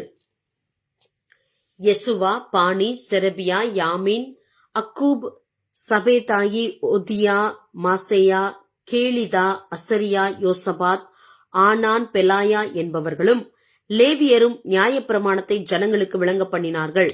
ஜனங்கள் தங்கள் நிலையிலே நின்றார்கள். அவர்கள் தேவனுடைய நியாயப்பிரமாண புஸ்தகத்தை தீர்க்கமாக வாசித்து அர்த்தம் சொல்லி வாசித்ததை அவர்களுக்கு விளங்க பண்ணினார்கள். ஜனங்கள் எல்லாரும் நியாயப்பிரமாணத்தின் வார்த்தைகளை கேட்டபோது அழுதபடியால் திர்ஷாதா என்னப்பட்ட நெகேமியாவும் வேத பாரகனாகிய எஸ்ரா என்னும் ஆசாரியனும் ஜனங்களுக்கு விளக்கி காட்டின லேவியரும் சகல ஜனங்களையும் நோக்கி, இந்த நாள் உங்கள் தேவனாகிய கர்த்தருக்கு பரிசுத்தமான நாள், நீங்கள் துக்கப்படவும் அளவும் வேண்டாம் என்றார்கள். பின்னும் அவன் அவர்களை நோக்கி, நீங்கள் போய் கொழுமையானதை புசித்து மதுரமானதை குடித்து ஒன்றுமில்லாதவர்களுக்கு பங்குகளை அனுப்புங்கள். இந்த நாள் நம்முடைய ஆண்டவருக்கு பரிசுத்தமான நாள், விசாரப்பட வேண்டாம். கர்த்தருக்குள் மகிழ்ச்சியாய் இருப்பதே உங்களுடைய பலன் என்றான். லேவியரும் ஜனங்களை எல்லாம் அமர்த்தி, அழாதிருங்கள், இந்த நாள் பரிசுத்தமான நாள், விசாரப்பட வேண்டாம் என்றார்கள். அப்பொழுது ஜனங்கள் எல்லாரும் தங்களுக்கு அறிவிக்கப்பட்ட வார்த்தைகளை உணர்ந்து கொண்டபடியால் புசித்து குடிக்கவும் பங்குகளை அனுப்பவும் மிகுந்த சந்தோஷம் கொண்டாடவும் போனார்கள். மறுநாளில் ஜனத்தின் சகல வம்ச தலைவரும் ஆசாரியரும் லேவியரும் நியாயப்பிரமாணத்தின் வார்த்தைகளை அறிந்து கொள்ள வேண்டும் என்று வேத பாரகனாகிய எஸ்ராவினிடத்தில் கூடி வந்தார்கள். அப்பொழுது நியாயப்பிரமாணத்திலே இஸ்ரவேலர் புத்திரர் 7ஆம் மாதத்தின் பண்டிகையிலே கூடாரங்களில் குடியிருக்க வேண்டும் என்று கர்த்தர் மோசேயை கொண்டு கற்பித்த காரியம் எழுதியிருக்கிறதை கண்டார்கள். ஆகையால் எழுதியிருக்கிறபடி கூடாரங்களை போடும்படிக்கு நீங்கள் மலைகளுக்கு புறப்பட்டு போய் ஒலிவ கிளைகளையும் காட்டு ஒலிவ கிளைகளையும் மிருது செடிகளின் கிளைகளையும் பெரிச்ச மட்டைகளையும் அடர்ந்த மரக்கிளைகளையும் கொண்டு வாருங்கள் என்று தங்களுடைய சகல பட்டணங்களிலும் எருசலேமிலும் கூறி பிரசித்தப்படுத்தினார்கள். அப்படியே ஜனங்கள் வெளியே போய் அவைகளை கொண்டு வந்து அவரவர் தங்கள் வீடுகள் மேலும் தங்கள் முற்றங்களிலும் தேவனுடைய ஆலய பிரகாரங்களிலும் தண்ணீர் வாசல் வீதியிலும் எப்ராயிம் வாசல் வீதியிலும் தங்களுக்கு கூடாரங்களை போட்டார்கள். இந்த பிரகாரமாக சிறையிருப்பிலிருந்து திரும்பி வந்தவர்களின் சபையார் எல்லாரும் கூடாரங்களை போட்டு கூடாரங்களில் குடியிருந்தார்கள். இப்படியே நூனின் குமாரனாகிய யோசுவாவின் நாட்கள் முதல் அந்நாள் மட்டும் இஸ்ரவேல் புத்திரர் செய்யாதிருந்து இப்பொழுது செய்தபடியால் மிகுந்த சந்தோஷம் உண்டாயிருந்தது. முதலாம் நாள் தொடங்கி கடைசி நாள் மட்டும் தினம் தினம் தேவனுடைய நியாயப்பிரமாண புஸ்தகம் வாசிக்கப்பட்டது. 7 நாள் பண்டிகையை ஆசரித்தார்கள். 8ஆம் நாளோவெனில் முறைமையின்படியே விசேஷித்த ஆசரிப்பு நாளாய் இருந்தது. அந்த மாதம் 24ஆம் தேதியிலே இஸ்ரவேல் புத்திரர் உபவாசம் பண்ணி ரெட்டுடுத்தி தங்கள் மேல் புழுதியை போட்டுக்கொண்டவர்களாய் கூடி வந்தார்கள். இஸ்ரவேல் சந்ததியார் மறு ஜாதியாரை எல்லாம் விட்டு பிரிந்து வந்து நின்று தங்கள் பாவங்களையும் தங்கள் பிதாக்களின் அக்கிரமங்களையும் அறிக்கையிட்டார்கள். அவர்கள் எழுந்திருந்து தங்கள் நிலையில் நின்றார்கள். அப்பொழுது ஒரு ஜாம மட்டும் அவர்களுடைய தேவனாகிய கர்த்தரின் நியாயப்பிரமாண புஸ்தகம் வாசிக்கப்பட்டது. பின்பு ஒரு ஜாம மட்டும் அவர்கள் பாவ அறிக்கை பண்ணி தங்கள் தேவனாகிய கர்த்தரை பணிந்து கொண்டார்கள். யெசுவா, பானி, கத்மியேல், செப்பனியா, புன்னி, செரபியா, பானி, கெனானி என்பவர்கள் லேவியருடைய படிகளின் மேல் நின்று தங்கள் தேவனாகிய கர்த்தரை நோக்கி மகா சத்தமாய் ஓலமிட்டார்கள். பின்பு லேவியரான யெசுவா, கத்மியேல், பானி, ஆசாப், நேயா, செரபியா, ஒதியா, செப்பனியா, பெத்தகியா என்பவர்கள் ஜனங்களை பார்த்து, நீங்கள் எழுந்திருந்து அனாதியாய் என்றென்றைக்கும் இருக்கிற உங்கள் தேவனாகிய கர்த்தரை ஸ்தோத்தரியுங்கள் என்று சொல்லி கர்த்தரை நோக்கி, எந்த ஸ்துதி ஸ்தோத்திரத்துக்கும் மேலான உம்முடைய மகிமையுள்ள நாமத்துக்கு ஸ்தோத்திரம் உண்டாவதாக.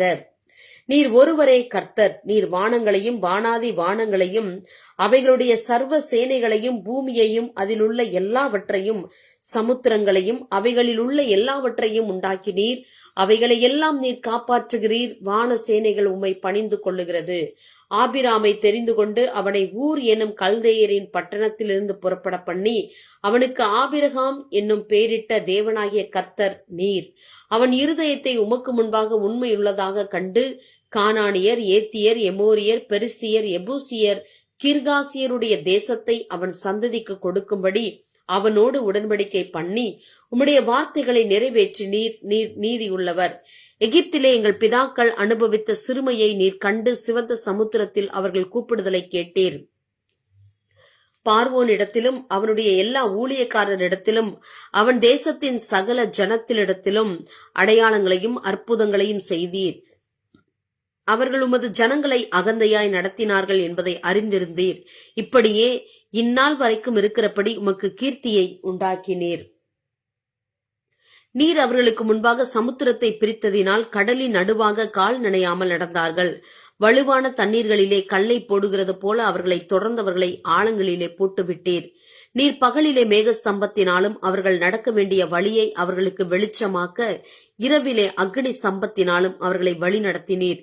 நீ சீனாய் மலையில் இறங்கி வானத்திலிருந்து அவர்களோட பேசி அவர்களுக்கு செம்மையான நீதி நியாயங்களையும் நல்ல கட்டளைகளையும் கற்பனைகளும் ஆகிய உண்மையான பிரமாணங்களையும் கொடுத்தீர். உமது பரிசுத்த ஓய்வு நாளை அவர்களுக்கு தெரியப்படுத்தி உமது தாசனாகிய மோசேயை கொண்டு அவர்களுக்கு கற்பனைகளையும் கட்டளைகளையும் நியாய பிரமாணங்களையும் கற்பித்தீர். அவர்கள் பசிக்கு வானத்திலிருந்து அப்பம் கொடுத்து அவர்கள் தாகத்துக்கு கண்மலையிலிருந்து தண்ணீர் புறப்பட பண்ணி நீர் அவர்களுக்கு கொடுப்பேன் என்று ஆணையிட்ட தேசத்தை சுதந்தரித்துக் கொள்ள பிரவேசியுங்கள் என்று அவர்களுக்கு சொன்னீர். எங்கள் பிதாக்களாகிய அவர்களோ அகங்காரமாய் நடந்து தங்கள் கழுத்தை கடினப்படுத்தி உம்முடைய கற்பனைகளுக்கு செவி கொடாதே போனார்கள். அவர்கள் செவி கொடுக்க மனதில்லாமலும் அவர்களிடத்திலே நீர் செய்த உம்முடைய அற்புதங்களை நினையாமலும் போய் தங்கள் கழுத்தை கடினப்படுத்தி தங்கள் அடிமைத்தனத்துக்கு திரும்பும்படிக்கு அவர்கள் கலகம் பண்ணி ஒரு தலைவனை ஏற்படுத்தினார்கள். ஆகிலும் வெகுவாய் மன்னிக்கிறவரும் இரக்கமும் மனவுருக்கமும் நீடிய சாந்தமும் மகா கிருபையும் உள்ளவருமான தேவனாகிய நீர் அவர்களை கைவிடவில்லை. அவர்கள் வார்ப்பிக்கப்பட்ட ஒரு கன்று குட்டியை தங்களுக்கு உண்டாக்கி இது உன்னை எகிப்திலிருந்து கொண்டு வந்த உன் தெய்வம் என்று சொல்லி கோபமூட்டத்தக்க பெரிய அக்கிரமங்களை செய்திருந்தாலும் நீர் உம்முடைய மிகுந்த மன உருக்கத்தின்படியே அவர்களை வனாந்தரங்களிலே கைவிடவில்லை. அவர்களை வழி நடத்த பகலிலே மேகஸ்தம்பமும் அவர்களுக்கு வெளிச்சத்தையும் அவர்கள் நடக்க வேண்டிய வழியையும் காட்ட இரவிலே அக்னி ஸ்தம்பமும் அவர்களை விட்டு விலகவில்லை. அவர்களுக்கு அறிவை உணர்த்த உம்முடைய நல் ஆவியை கட்டளையிட்டீர். அவர்கள் வாய்க்கு உம்முடைய மன்னாவை அருளி அவர்கள் தாகத்துக்கு தண்ணீரை கொடுத்தீர். இப்படி 40 வருஷமாக வனாந்தரத்தில் அவர்களுக்கு ஒன்றும் குறைவுபடாதபடிக்கு அவர்களை பராமரித்து வந்தீர். அவர்கள் வஸ்திரங்கள் பழமையாய் போகவும் இல்லை, அவர்கள் கால்கள் வீங்கவும் இல்லை. அவர்களுக்கு ராஜ்யங்களையும் ஜனங்களையும் ஒப்புக்கொடுத்து அவைகளை எல்லை எல்லையாக அவர்களுக்கு பங்கிட்டீர். எஸ்போனின் ராஜாவாகிய சீகோனின் தேசத்தையும் பாசானின் ராஜாவாகிய ஓகின் தேசத்தையும் கட்டிக்கொண்டார்கள். அவர்கள் பிள்ளைகளை வானத்து நட்சத்திரங்களைப் போல பெருக பண்ணி சுதந்தரித்துக் கொள்ளும்படி நீர் அவர்கள் பிதாக்களுக்கு சொன்ன தேசத்திலே அவர்களை அழைத்து வந்தீர். அப்படியே பிள்ளைகள் உட்பிரவேசித்து தேசத்தை சுதந்தரித்துக் கொண்டார்கள். நீர் அவர்களுக்கு முன்பாக தேசத்தின் குடிகளாகிய கானானியரை தாழ்த்தி அவர்களையும் அவர்கள் ராஜாக்களையும் தேசத்தின் ஜனங்களையும் தங்கள் இஷ்டப்படி செய்ய அவர்கள் கையிலே ஒப்புக் கொடுத்தீர். அவர்கள் அரணான பட்டணங்களையும் செழுமையான பூமியையும் கட்டிக்கொண்டு சகலவித உடைமைகள் நிறைந்த வீடுகளையும் வெட்டப்பட்ட துறவுகளையும் ஏராளமான திராட்சை தோட்டங்களையும் ஒலிவத் தோப்புகளையும் கனி கொடுக்கும் விருட்சங்களையும் சுதந்தரித்துக் கொண்டு புசித்து திருப்தியாகி கொழுத்து உம்முடைய பெரிய தயையினால் செல்வமாய் வாழ்ந்தார்கள். ஆனாலும் அவர்கள் கீழ்ப்படியாதவர்களாகி உமக்கு விரோதமாய் கலகம் பண்ணி உம்முடைய நியாய பிரமாணத்தை தங்களுக்கு புறம்பே எறிந்துவிட்டு தங்களை உம்மிடத்தில் திருப்பும்படி அவர்களை திட சாட்சியாய் கடிந்து கொண்ட உம்முடைய தீர்க்கதரிசிகளை கொன்று போட்டு கோபமூட்டுகிற பெரிய அக்கிரமங்களை செய்தார்கள். ஆகையால் அவர்களை நெருக்குகிற அவர்கள் சத்துருக்களின் கையில் அவர்களை ஒப்புக் கொடுத்தீர். அவர்கள் நெருக்கம் அனுபவிக்கிற காலத்தில் அவர்கள் உம்மை நோக்கி கூப்பிடுகிற போதோ நீர் பரலோகத்திலிருந்து கேட்டு உம்முடைய மிகுந்த இரக்கத்தினால் அவர்களை அவர்கள் சத்துருக்களின் கைக்கு நீங்களாக்கி விடுகிற இரட்சகர்களை அவர்களுக்கு கொடுத்தீர். அவர்களுக்கு இளைப்பாறுதல் உண்டான போதோ உமக்கு முன்பாக மறுபடியும் பொல்லாப்பு செய்ய தொடங்கினார்கள். ஆகையால் அவர்கள் சத்துருக்கள் அவர்களை ஆளும்படிக்கு அவர்கள் கையிலே ஒப்புவித்தீர். அவர்கள் மனம் திரும்பி உம்மை நோக்கி கூப்பிட்ட போதோ நீர் பரலோகத்திலிருந்து கேட்டு அவர்களை உம்முடைய இரக்கங்களின்படியே அநேகந்தரம் விடுதலையாக்கி விட்டீர். அவர்களை உம்முடைய நியாய பிரமாணத்துக்கு திருப்ப அவர்களை திடசாட்சியாய் கடிந்து கொண்டீர். ஆனாலும் அவர்கள் அகங்காரம் கொண்டு உம்முடைய கற்பனைகளுக்கு செவி கொடாமல் கீழ்ப்படிந்து நடக்கிற மனுஷன் செய்து பிழைக்கிற உம்முடைய நீதி நியாயங்களுக்கு விரோதமாக பாவம் செய்து தங்கள் தோளை முரண்டுத்தனமாய் விலக்கி செவி கொடாமல் தங்கள் கழுத்தை கடினப்படுத்திக் கொண்டார்கள். நீர் அநேக வருஷமாக அவர்கள் மேல் பொறுமையாய் இருந்து உம்முடைய ஆவியினால் பேசின உம்முடைய தீர்க்கதரிசிகளை கொண்டு அவர்களை திடசாட்சியாய் கடிந்து கொண்டாலும் அவர்கள் செவி கொடாதபடியினாலே அவர்களை அந்நிய தேச ஜனங்களின் கையில் ஒப்புக் கொடுத்தீர். ஆகிலும் உம்முடைய மிகுந்த இரக்கங்களின் படியே அவர்களை நிர்மூலமாக்காமலும் அவர்களை கைவிடாமலும் இருந்தீர். நீர் கிருபையும் இரக்கமும் உள்ள தேவன். இப்பொழுதும் உடன்படிக்கையையும் கிருபையையும் காக்கிற வல்லமையும் பயங்கரமும் உள்ள மகா தேவனாகிய எங்கள் தேவனே, அசீரியா ராஜாக்களின் நாட்கள் முதற்கொண்டு இந்நாள் வரைக்கும் எங்களுக்கும் எங்கள் ராஜாக்களுக்கும் எங்கள் பிரபுக்களுக்கும் எங்கள் ஆசாரியர்களுக்கும் எங்கள் தீர்க்கதரிசிகளுக்கும் எங்கள் பிதாக்களுக்கும் உம்முடைய ஜனங்கள் அனைவருக்கும் நேரிட்ட சகல வருத்தமும் உமக்கு முன்பாக அற்பமாய் காணப்படாதிருப்பதாக. எங்களுக்கு நேரிட பண்ணின எல்லாவற்றிலும் நீர் நீதி உள்ளவர். நீர் உண்மையாய் நடப்பித்தீர். நாங்களோ ஆகாமியம் பண்ணினோம். எங்கள் ராஜாக்களும் எங்கள் பிரபுக்களும் எங்கள் ஆசாரியர்களும் எங்கள் பிதாக்களும் உம்முடைய நியாய பிரமாணத்தின்படி செய்யாமலும் உம்முடைய கற்பனைகளையும் நீர் அவர்களை கடிந்து கொண்ட உம்முடைய சாட்சிகளையும் கவனியாமலும் போனார்கள். அவர்கள் தங்கள் ராஜ்யத்திலும் நீர் அவர்களுக்கு கொடுத்த உம்முடைய பெரிய தயையிலும் நீர் அவர்களுக்கு முன்பாக திறந்து வைத்த விசாலமும் செழிப்புமான தேசத்திலும் உமக்கு ஊழியம் செய்யாமலும் தங்கள் துர்க்கர்மங்களை விட்டு திரும்பாமலும் போனார்கள். இதோ இன்றைய தினம் நாங்கள் அடிமைகளாய் இருக்கிறோம். இதோ பலனையும் நன்மையையும் அனுபவிக்கும்படி நீர் எங்கள் பிதாக்களுக்கு கொடுத்த இந்த தேசத்தில் தானே நாங்கள் அடிமைகளாய் இருக்கிறோம். அதன் வருமானம் எங்கள் பாவங்களின் நிமித்தம் நீர் எங்கள் மேல் வைத்த ராஜாக்களுக்கு திரளாய் போகிறது. அவர்கள் தங்களுக்கு இஷ்டமானபடியே எங்கள் சரீரங்களையும் எங்கள் மிருக ஜீவன்களையும் ஆளுகிறார்கள். நாங்கள் மகா இக்கட்டில் அகப்பட்டு இருக்கிறோம். இவையெல்லாம் இப்படி இருக்கிறபடியால் நாங்கள் உறுதியான உடன்படிக்கை பண்ணி அதை எழுதி வைக்கிறோம். எங்கள் பிரபுக்களும் எங்கள் லேவியரும் எங்கள் ஆசாரியரும் அதற்கு முத்திரை போடுவார்கள் என்றார்கள். முத்திரை போட்டவர்கள் யார் என்றால், அகலியாவின் குமாரனாகிய திர்ஷாதா என்னும் நெகேமியா, சிதேகியா, செராயா, அசரியா, எரேமியா, பஸ்கூர், அமரியா, மல்கிஜா, அத்து, செபனியா, மல்லூக், ஆரிம், மெரேமோத், ஒபதியா, தானியேல், கினேதோன், பாருக், மெசுல்லாம், அபியா, மியாமின், மாசியா, பில்காய், செமாயா என்னும் ஆசாரியர்களும் லேவியராகிய அசனியாவின் குமாரன் யெசுவா, எனாதாதின் குமாரரில் ஒருவனாகிய பின்னூயி, கத்மியேல் என்பவர்களும் அவர்கள் சகோதரராகிய செபனியா, ஒதியா, கேலிதா, பெலாயா, ஆனான், மீகா, ரேகோப், அசபியா, சக்கூர், செரெபியா, செபனியா, உதியா, பானி, பெனினு என்பவர்களும் ஜனத்தின் தலைவராகிய பாரோஸ், பாகாத் Moab, Elam, Zattu, Bani, Bunni, Azgad, Bebai, Adonijah, Bigvai, Adin, Ater, Hezekiah, Azzur, Hodijah, Hashum, Bezai, Hariph, Anathoth, Nebai, Magpiash, Meshullam, Hezir, Meshezabeel, Zadok, யதுவா, பெலத்தியா, ஆனான், ஆனாயா, ஓசேயா, அனனியா, அசூப், அல்லோகேஸ், பிலாகா, சோபேக், ரேகும், அசபனா, மாசேயா, அகியா, கானான், ஆனான், மல்லுக், ஆரிம், பானா என்பவர்களுமே. ஜனங்களில் மற்றவர்களாகிய ஆசாரியரும் லேவியரும் வாசல் காவலாளரும் பாடகரும் நிதனீமியரும் தேசங்களின் ஜனங்களை விட்டு பிரிந்து விலகி தேவனுடைய நியாய பிரமாணத்துக்கு திரும்பின அனைவரும் அவர்கள் மனைவிகளும் அவர்கள் குமாரரும் அவர்கள் குமாரத்திகளும் ஆகிய அறிவும் புத்தியும் உள்ளவர்கள் எல்லாரும் தங்களுக்கு பெரியவர்களாகிய தங்கள் சகோதரரோட கூடிக்கொண்டு தேவனுடைய தாசனாகிய மோசையை கொண்டு கொடுக்கப்பட்ட தேவனுடைய நியாய பிரமாணத்தின்படி நடந்து கொள்வோம் என்றும் எங்கள் ஆண்டவராகிய கர்த்தரின் கற்பனைகளையும் சகல நீதி நியாயங்களையும் கட்டளைகளையும் எல்லாம் கை கொண்டு அவைகளின்படி செய்வோம் என்றும் நாங்கள் எங்கள் குமாரத்திகளை தேசத்தின் ஜனங்களுக்கு கொடாமலும் எங்கள் குமாரருக்கு அவர்கள் குமாரத்திகளை கொள்ளாமலும் இருப்போம் என்றும் தேசத்தின் ஜனங்கள் ஓய்வு நாளிலே சரக்குகளையும் எந்தவித தானிய தவசத்தையும் விற்கிறதற்கு கொண்டு வந்தால் நாங்கள் அதை ஓய்வு நாளிலும் பரிசுத்த நாளிலும் அவர்கள் கையில் கொள்ளாதிருப்போம் என்றும் நாங்கள் 7ஆம் வருஷத்தை விடுதலை வருஷமாக்கி சகல கடன்களையும் விட்டு விடுவோம் என்றும் ஆணையிட்டு பிரமாணம் பண்ணினார்கள். மேலும் நாங்கள் எங்கள் தேவனுடைய ஆலயத்தின் ஆராதனைக்காக சமூக தப்பங்களுக்கும் நித்திய போஜன பலிக்கும் ஓய்வு நாட்களிலும் மாத பிறப்புகளிலும் செலுத்தும் நித்திய சர்வாங்க தகன பலிகளுக்கும் பண்டிகைகளுக்கும் பிரதிஷ்டையான பொருள்களுக்கும் இஸ்ரவேலுக்காக பாவ நிவர்த்தி உண்டாக்கும் பலிகளுக்கும் எங்கள் தேவனுடைய ஆலயத்தின் சகல வேலைக்கும் வருஷந்தோறும் நாங்கள் சேக்கலில் 1/3 கொடுப்போம் என்கிற கடனை எங்கள் மேல் ஏற்றுக்கொண்டோம்.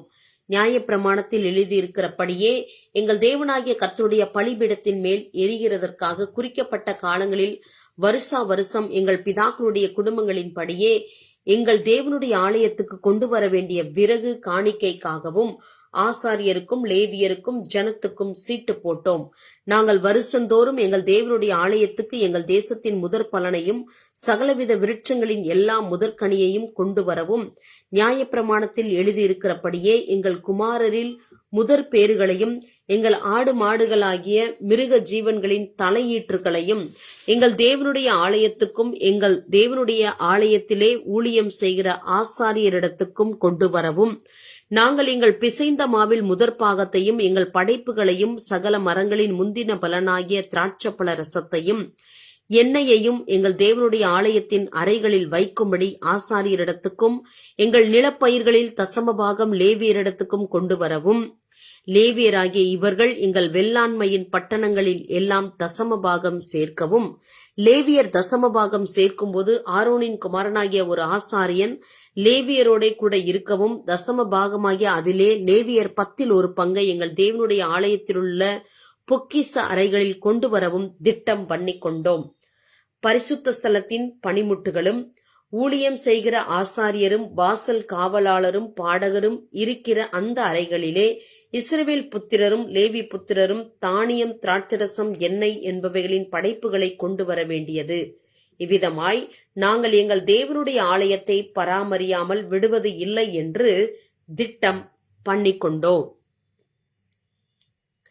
ஜனத்தின் அதிகாரிகள் எருசலேமிலே குடியிருந்தார்கள். மற்ற ஜனங்கள் தங்களுக்குள்ளே 10 பேரில் ஒருவனை எருசலேம் என்னும் பரிசுத்த நகரத்திலும் 9 பேரை மற்ற பட்டணங்களிலும் குடியிருக்க பண்ண சீட்டுகளை போட்டார்கள்.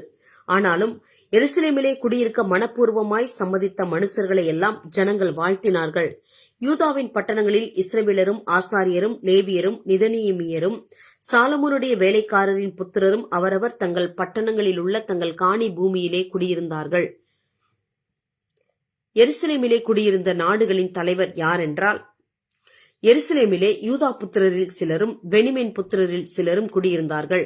யூதா புத்திரரிலே பேரேசின் புத்திரருக்குள் ஒருவனான மகலாலயேலின் குமாரனாகிய செபதியாவின் குமாரன் அமரியாவுக்கு பிறந்த சகரியாவுக்கு குமாரனான உசியாவின் மகன் அத்தாயாவும், சீலோனின் குமாரன் சகரியாவுக்கு குமாரனாகிய யோயாரீபுக்கு குமாரனான அதாயாவுக்கு பிறந்த அசாயாவின் குமாரன் கொல்லோசை வெற்ற பாரூக்கின் மகன் மாசேயாவுமே.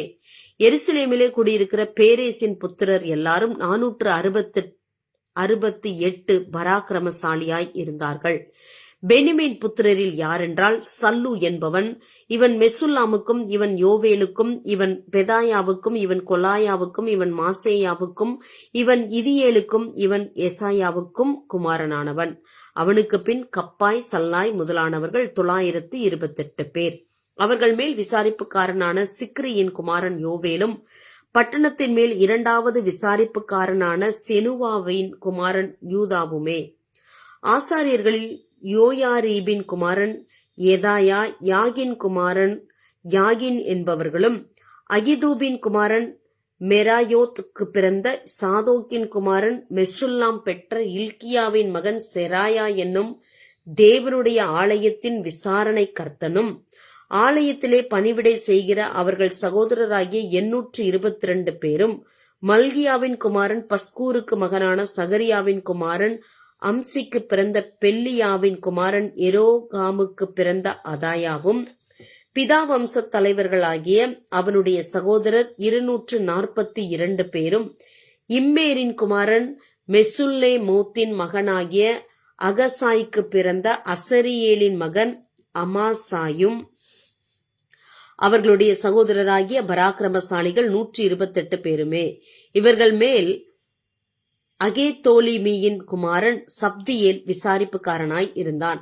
லேவியரிலே புன்னியின் குமாரன் அசபியாவின் மகனாகிய அசிரிக்காமின் குமாரனான அசூபின் மகன் செமாயாவும், தேவனுடைய ஆலயத்தின் வெளி வேலையை விசாரிக்கிற லேவியரில் தலைவரிலே சபேதாயும் யோசபாத்தும், ஆசாபின் குமாரன் சப்தியின் குமாரனாகிய மீகாவின் குமாரன் மத்தனியா ஜெபத்தில் சோத்திரப்பாட்டை துவக்குகிற தலைவனும், அவன் சகோதரரில் 2வதான பக்புக்கியா என்னும் ஒருவனும், எதித்தோனின் குமாரன் காலாவின் மகனாகிய சமுவாவின் குமாரன் அப்தாவுமே.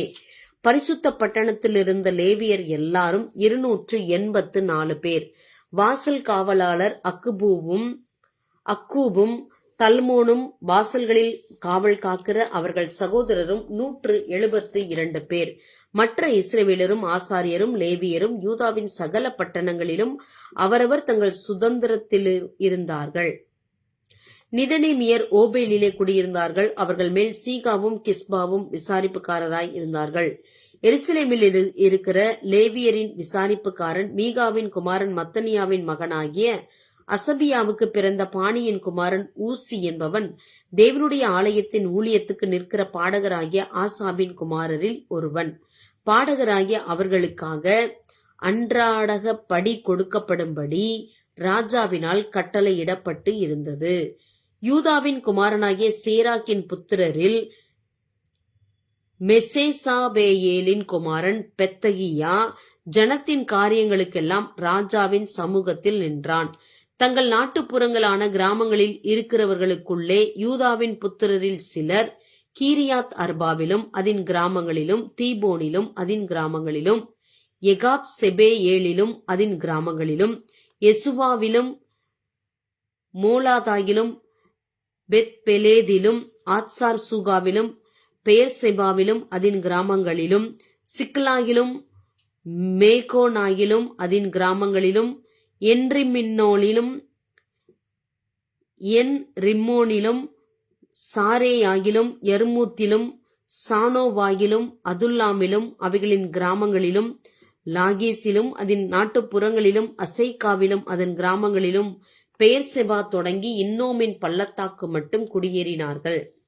கேபாவின் ஊராராயிருந்த பென்யமின் புத்திரர் மிக்மாஸ், ஆயா, பெத்தேல் ஊர்களிலும் அதன் கிராமங்களிலும், ஆனதோத், நோப், அனனியா, ஆத்சோர், ராமா, கித்தாயிம், ஆதித், செபோயிம், நெபலாத், லோத், ஓனோ என்னும் ஊர்களிலும் சிற்பாசாரியர்களின் பள்ளத்தாக்கிலும் குடியிருந்தார்கள். லேவியரிலே சில வகுப்பார் யூதாவிலும் சிலர் பென்யமீனிலும் இருந்தார்கள்.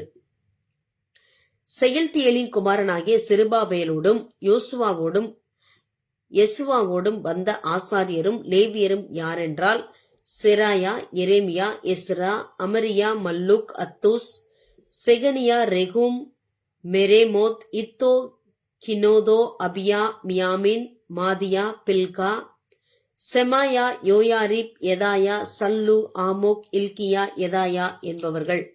இவர்கள் யெசுவாவின் நாட்களில் ஆசாரியருக்கும் தங்கள் சகோதரருக்கும் தலைவராய் இருந்தார்கள். லேவியர் யாரென்றால், யெசுவா, பின்னூயி, கத்மியேல், செரேபியா, யூதா, மத்தனியா என்பவர்கள். இவனும் இவன் சகோதரரும் துதி செய்தலை விசாரித்தார்கள். பக்புக்கியா, உன்னி என்கிற அவர்கள் சகோதரர் அவர்களுக்கு எதிரே காவல் காத்திருந்தார்கள். யெசுவா யோயக்கீமை பெற்றான். யோயக்கீம் எலியாசீபை பெற்றான். எலியாசீப் யோயதாவை பெற்றான். யோயதா யோனத்தானை பெற்றான். யோனத்தான் யதுவாவை பெற்றான்.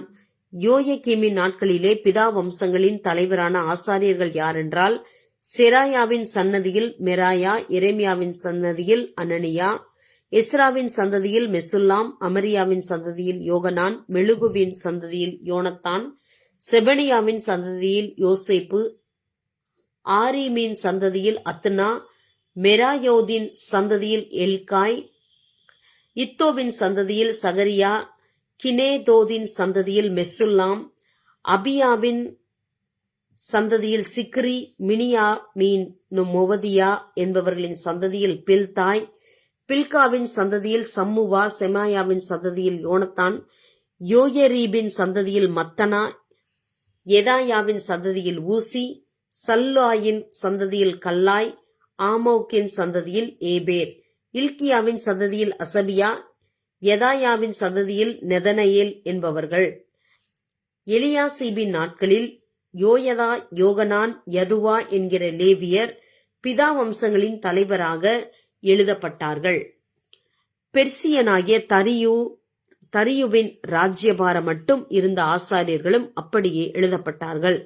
லேவி புத்திரராகிய பிதா வம்சங்களின் தலைவர் எலியாசீபின் குமாரனாகிய யோகனானின் நாட்கள் மட்டும் நாளாகம புஸ்தகத்தில் எழுதப்பட்டார்கள். லேவியரின் தலைவராகிய அசபியாவும் செரபியாவும் கத்மியேலின் குமாரன் யோசுவாவும் அவர்களுக்கு எதிரே நிற்கிற அவர்கள் சகோதரரும் தேவனுடைய மனுஷனாகிய தாவீதினுடைய கற்பனையின்படியே துதிக்கவும் ஸ்தோத்தரிக்கவும் ஒருவருக்கொருவர் எதிர்முகமாக முறையாய் இருந்தார்கள். மத்தனியா, பக்புக்கியா, உபதியா, மெசுல்லாம், தல்மோன், அக்கூப் என்பவர்கள் வாசல்களில் இருக்கிற பொக்கிச அறைகளை காவல் காக்கிறவர்களாய் இருந்தார்கள். யோத்சதாக்கின் குமாரனாகிய யெசுவாவின் குமாரன் யோயாக்கிமின் நாட்களிலும் அதிபதியாகிய நெகேமியாவும் வேத பாரகனாகிய எஸ்ரா என்னும் ஆசாரியனும் இருக்கிற நாட்களிலும் அவர்கள் இருந்தார்கள். எருசலேமின் அலங்கத்தை பிரதிஷ்டை பண்ணுகையில் துதியினாலும் பாடலினாலும் கைத்தாளம், தம்புரு, சுரமண்டலம் முதலிய கீத வாத்தியங்களினாலும் பிரதிஷ்டையை மகிழ்ச்சியோட கொண்டாட எல்லா இடங்களிலும் இருக்கிற லேவியரை எருசலேமுக்கு வரும்படி தேடினார்கள். அப்படியே பாடகரின் புத்திரர் எருசலேமின் சுற்றுப்புறங்களான சமபூமியிலும் நெத்தோ பாத்தியரின் கிராமங்களிலும் பெத்கில்காலிலும் கேபா, அஸ்மாவேத் ஊர்களின் நாட்டுப்புறங்களிலும் இருந்து வந்து கூடினார்கள். பாடகர் எருசலேமை சுற்றிலும் தங்களுக்கு கிராமங்களை கட்டியிருந்தார்கள். ஆசாரியரும் லேவியரும் தங்களை சுத்தம் பண்ணி கொண்டு ஜனத்தையும் பட்டண வாசல்களையும் அலங்கத்தையும் சுத்தம் பண்ணினார்கள். அப்பொழுது நான் யூதாவின் பிரபுக்களை அலங்கத்தின் மேல் ஏற பண்ணி துதி செய்து நடந்து போகும்படி 2 பெரிய கூட்டத்தாரை நிறுத்தினேன். அவர்களில் ஒரு கூட்டத்தார் அலங்கத்தின் மேல் வலது புறமாக குப்பை மேட்டு வாசலுக்கு போனார்கள். அவர்கள் பிறகாலை ஓசாயாவும் யூதாவின் பிரபுக்களில் பாதி பேரும் அசரியா, எஸ்ரா, மெசுல்லாம், யூதா, பென்யமின், செமாயா, எரேமியா என்பவர்களும் பூரிகளை பிடிக்குகிற ஆசாரியரின் புத்திரரில் ஆசாப்பின் குமாரன் சக்கூரின் மகனாகிய மிகாயாவுக்கு குமாரனான மத்தனியாவின் மகன் செமாயாவுக்கு பிறந்த யோனத்தானின் குமாரன் சகரியாவும் தேவனுடைய மனுஷனாகிய தாவீதின் கீதவாத்தியங்களை வாசிக்கிற அவன் சகோதரரான செமாயா, அசரையேல், மிலாலாய், கிலாலாய், மகாய், நெத்தனையேல், யூதா, அனானி என்பவர்களும் போனார்கள். வேத பாரகனாகிய எஸ்ரா இவர்களுக்கு முன்பாக நடந்தான். அங்கே இருந்து அவர்கள் தங்களுக்கு எதிரான ஊருணி வாசலுக்கு வந்தபோது அலங்கத்தை பார்க்கிலும் உயரமான தாவீது நகரத்தின் படிகளில் ஏறி தாவீது வீட்டின் மேலாக கிழக்கே இருக்கிற தண்ணீர் வாசல் மட்டும் போனார்கள். துதி செய்கிற 2ஆம் கூட்டத்தார் எதிரே இருக்கிற வழியாய் நடந்து போனார்கள். அவர்கள் பிறகாலே நான் போனேன். ஜனத்தில் பாதி பேர் அலங்கத்தின் மேல் சூளைகளின் கொம்மையை கடந்து அகழ் மதில் மட்டும் நெடுகப் போய் எபிராயிம் வாசலையும் பழைய வாசலையும் மீன் வாசலையும் அனானேயலின் கொம்மையையும் மேயா என்கிற கொம்மையையும் கடந்து ஆட்டுவாசல் மட்டும் புறப்பட்டு காவல் வீட்டு வாசலிலே நின்றார்கள். அதற்கு பின்பு துதி செய்கிற 2 கூட்டத்தாரும் தேவனுடைய ஆலயத்திலே வந்து நின்றார்கள். நானும் என்னோடே கூட இருக்கிற தலைவரில் பாதி பேரும் பூரிகளை பிடிக்கிற எலியாக்கிம், மாசேயா, மினியாமின், மிகாயா, எலியோனாய், சகரியா, அன்னானியா என்கிற ஆசாரியர்களும், மாசேயா, செமாயா, எலியேசார், ஊசி, யோகனான், மல்கியா, ஏலாம், ஏசேர் என்பவர்களும் நின்றோம். பாடகரும் அவர்கள் விசாரிப்புக்காரனாகிய எசரேகியாவும் சத்தமாய் பாடினார்கள். அந்நாளிலே மிகுதியான பலிகளை செலுத்தி தேவன் தங்களுக்கு மகா சந்தோஷத்தை உண்டாக்கினதினால் மகிழ்ச்சியாய் இருந்தார்கள். ஸ்திரீகளும் பிள்ளைகளும் கூட களி கூர்ந்தார்கள். எருசலேமின் களிப்பு தூரத்திலே கேட்கப்பட்டது. அன்றைய தினம் பொக்கிஷங்களையும் படைப்புகளையும் முதல் கனிகளையும் தசம பாகங்களையும் வைக்கும் அறைகளின் மேல் ஆசாரியர்களுக்கும் லேவியருக்கும் நியாய பிரமாணத்தின்படியே வரவேண்டிய பட்டணங்களுடைய நிலங்களின் பங்குகளை அவைகளில் சேர்க்கும்படிக்கு சில மனுஷர் விசாரிப்புக்காரராக வைக்கப்பட்டார்கள். ஊழியம் செய்து நிற்கிற ஆசாரியர் மேலும் லேவியர் மேலும் யூதா மனிதர் சந்தோஷமாய் இருந்தார்கள். பாடகரும் வாசல் காவலாளரும் தாவீதும் அவன் குமாரனாகிய சாலமோனும் கற்பித்தபடியே தங்கள் தேவனுடைய காவலையும் சுத்திகரிப்பின் காவலையும் காத்தார்கள். தாவீதும் ஆசாப்பும் இருந்த பூர்வ நாட்களில் பாடகரின் தலைவரும் வைக்கப்பட்டு தேவனுக்கு துதியும் தோத்திரங்களும் செலுத்துகிற சங்கீதங்கள் திட்டம் பண்ணப்பட்டிருந்தது. ஆகையால் செருபாபேலின் நாட்களிலும் நெகேமியாவின் நாட்களிலும் இஸ்ரவேலர் எல்லாரும் பாடகருக்கும் வாசல் காவலாளருக்கும் அன்றாட திட்டமாகிய பங்குகளை கொடுத்தார்கள். அவர்கள் லேவியருக்கென்று பிரதிஷ்டை பண்ணி கொடுத்தார்கள். லேவியர் ஆரோனின் புத்திரருக்கென்று அவர்கள் பங்கை பிரதிஷ்டை பண்ணி கொடுத்தார்கள். அன்றைய தினம் ஜனங்கள் கேட்க மோசேயின் புஸ்தகத்தை வாசித்தார்கள். அதிலே அம்மோனியரும் மோவாபியரும் இஸ்ரவேல் புத்திரருக்கு அப்பமும் தண்ணீரும் கொடுக்க எதிர்கொண்டு வராமல் அவர்களை சபிக்க அவர்களுக்கு விரோதமாய் பீலேயாமை கூலி பொருத்தி கொண்டபடியினால்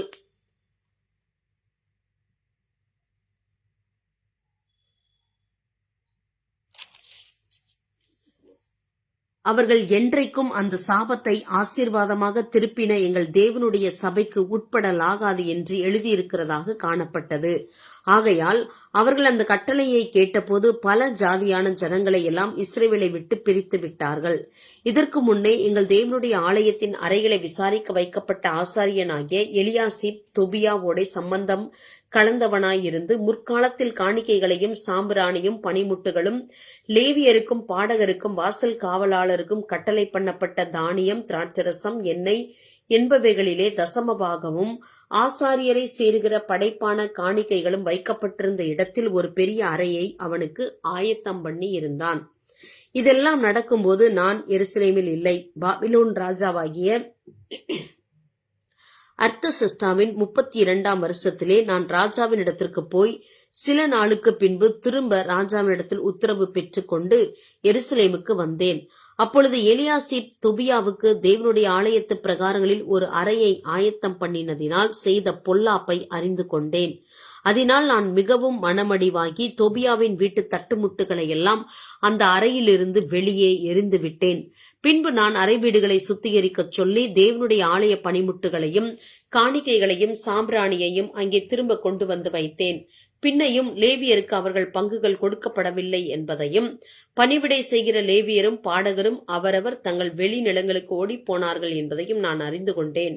அப்பொழுது நான் தலைமையானவர்களோட வழக்காடி தேவனுடைய ஆலயம் கைவிடப்பட்டு போவானேன் என்று சொல்லி அவர்களை சேர்த்து அவரவர் நிலையில் அவர்களை வைத்தேன். அப்பொழுது யூதர் எல்லாரும் தானியம், திராட்சரசம், எண்ணெய் என்பவைகளில் தசம பாகத்தை பொக்கிஷ அறைகளில் கொண்டு வந்தார்கள். அப்பொழுது நான் ஆசாரியனாகிய செலேமியாவையும் வேத பாரகனாகிய சாதோக்கையும் லேவியரில் பெதாயாவையும் இவர்களுக்கு கைத்துணையாக மத்தனியாவின் குமாரன் சக்கூரின் மகனாகிய ஆனானையும் பொக்கிஷ அறைகளின் மேல் விசாரிப்புக்காரராக வைத்தேன்.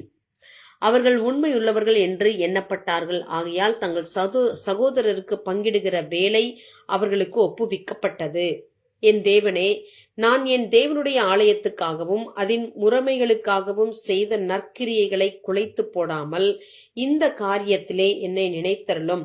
அந்த நாட்களில் நான் யூதாவிலே ஓய்வு நாளில் சிலர் ஆலைகளை மிதிக்கிறதையும் சிலர் தானிய பொதிகளை கழுதைகள் மேல் ஏற்றிக்கொண்டு வருகிறதையும் திராட்சரசம், திராட்சப்பழம், அத்திப்பழம் முதலானவைகளின் பற்பல சுமைகளை ஓய்வு நாளிலே எருசலேமுக்கு கொண்டு வருகிறதையும் கண்டு அவர்கள் தின்பண்டம் விற்கிற நாளை பற்றி அவர்களை திட சாட்சியாய் கடிந்து கொண்டேன்.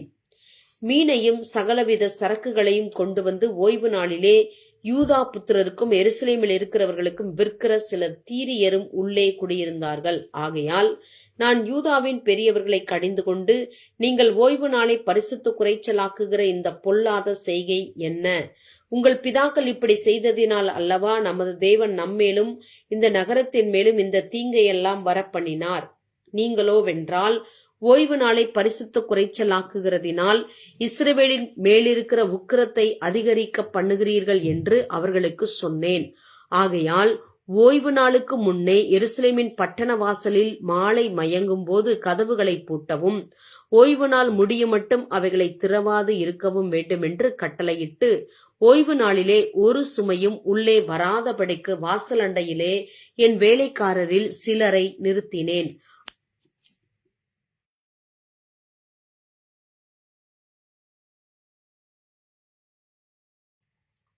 அதனால் வர்த்தகரும் சகலவித சரக்குகளை விற்கிறவர்களும் இரண்டொரு தரம் எருசலேமுக்கு புறம்பே தங்கினார்கள். அப்பொழுது நான் அவர்களை திடசாட்சியாய் கடிந்து கொண்டு, நீங்கள் அலங்கத்தண்டையிலே தங்குகிறது என்ன? நீங்கள் மறுபடியும் இப்படி செய்தால் உங்கள் மேல் கை போடுவேன் என்று அவர்களோட சொன்னேன். அது முதல் அவர்கள் ஓய்வு நாளில் வராதிருந்தார்கள். ஓய்வு நாளை பரிசுத்தமாக்கும்படிக்கு உங்களை சுத்தம் பண்ணி கொண்டு வாசல்களை காக்க வாருங்கள் என்று லேவியருக்கும் சொன்னேன். என் தேவனே, இதை குறித்து நீர் என்னை நினைத்தருளி உம்முடைய மிகுந்த கிருபையின்படி எனக்கு இறங்குவீராக. அஸ்தோத், அம்மோன், மோவாப் ஜாதிகளான ஸ்திரீகளை சேர்த்து கொண்ட சில யூதரையும் அந்த நாட்களில் கண்டேன். அவர்கள் பிள்ளைகள் பேசின பேச்சில் பாதி அஸ்தோத் பாஷையாய் இருந்தது. இவர்கள் அந்த ஜாதிகளின் பாஷையை தவிர யூத பாஷையை திட்டமாக பேச அறியாது இருந்தார்கள். அவர்களையும் நான் கடிந்து கொண்டு அவர்கள் மேல் வரும் சாபத்தை கூறி அவர்களில் சிலரை அடித்து மயிரை பீத்து, நீங்கள் உங்கள் குமாரத்திகளை அவர்கள் குமாரருக்கு கொடாமலும் அவர்கள் குமாரத்திகளில் ஒருவரையும் உங்கள் குமாரருக்காகிலும் உங்களுக்காகிலும் கொள்ளாமலும் இருக்க வேண்டும் என்று அவர்களை தேவன் மேல் ஆணையிட பண்ணி, நான் அவர்களை நோக்கி, இஸ்ரவேலின் ராஜாவாகிய சாலமோன் இதனாலே பாவம் செய்தான் அல்லவா? அவனை போன்ற ராஜா அநேகம் ஜாதிகளுக்குள்ளே உண்டாயிருந்தது இல்லை. அவன் தன் தேவனால் சிநேகிக்கப்பட்டவனாய் இருந்தான். தேவன் அவனை இஸ்ரவேல் அனைத்தின் மேலும் ராஜாவாக வைத்தார். அப்படிப்பட்டவனையும் மறு ஜாதியான ஸ்திரீகள் பாவம் செய்ய பண்ணினார்களே. நீங்கள் மறு ஜாதியான ஸ்திரீகளை சேர்த்துக் கொள்ளுகிறதினால் நம்முடைய தேவனுக்கு துரோகிகளாகி இந்த பெரிய பொல்லாப்பை எல்லாம் செய்யும்படி உங்களுக்கு இடம் கொடுப்போமா என்றேன். யோயதாவின் புத்திரரிலே பிரதான ஆசாரியனாகிய எலியாசீபினுடைய குமாரன் ஒருவன் ஓரோனியனான சன்பல்லாத்துக்கு மருமகன் ஆனான். ஆகையால் அவனை என்னை விட்டு துரத்தினேன். என் தேவனே, அவர்கள் ஆசாரிய ஊழியத்தையும் ஆசாரிய ஊழியத்துக்கும் லேவியருக்கும் இருக்கிற உடன்படிக்கையையும் தீட்டுப்படுத்தினார்கள் என்று அவர்களை நினைத்து கொள்ளும். இப்படியே நான் மறு ஜாதியாரை எல்லாம் நீக்கி ஆசாரியரையும் லேவியரையும் சுத்திகரித்து அவரவரை அவர்கள் வேலையின் முறைகளில் நிறுத்தி குறிக்கப்பட்ட காலங்களிலே செலுத்தப்பட வேண்டிய விறகு காணிக்கையையும் முதற் பலன்களையும் குறித்து திட்டம் பண்ணினேன். என் தேவனே, எனக்கு நன்மையுண்டாக என்னை நினைத்தருளும். ஆமேன், ஆமேன், ஆமேன்.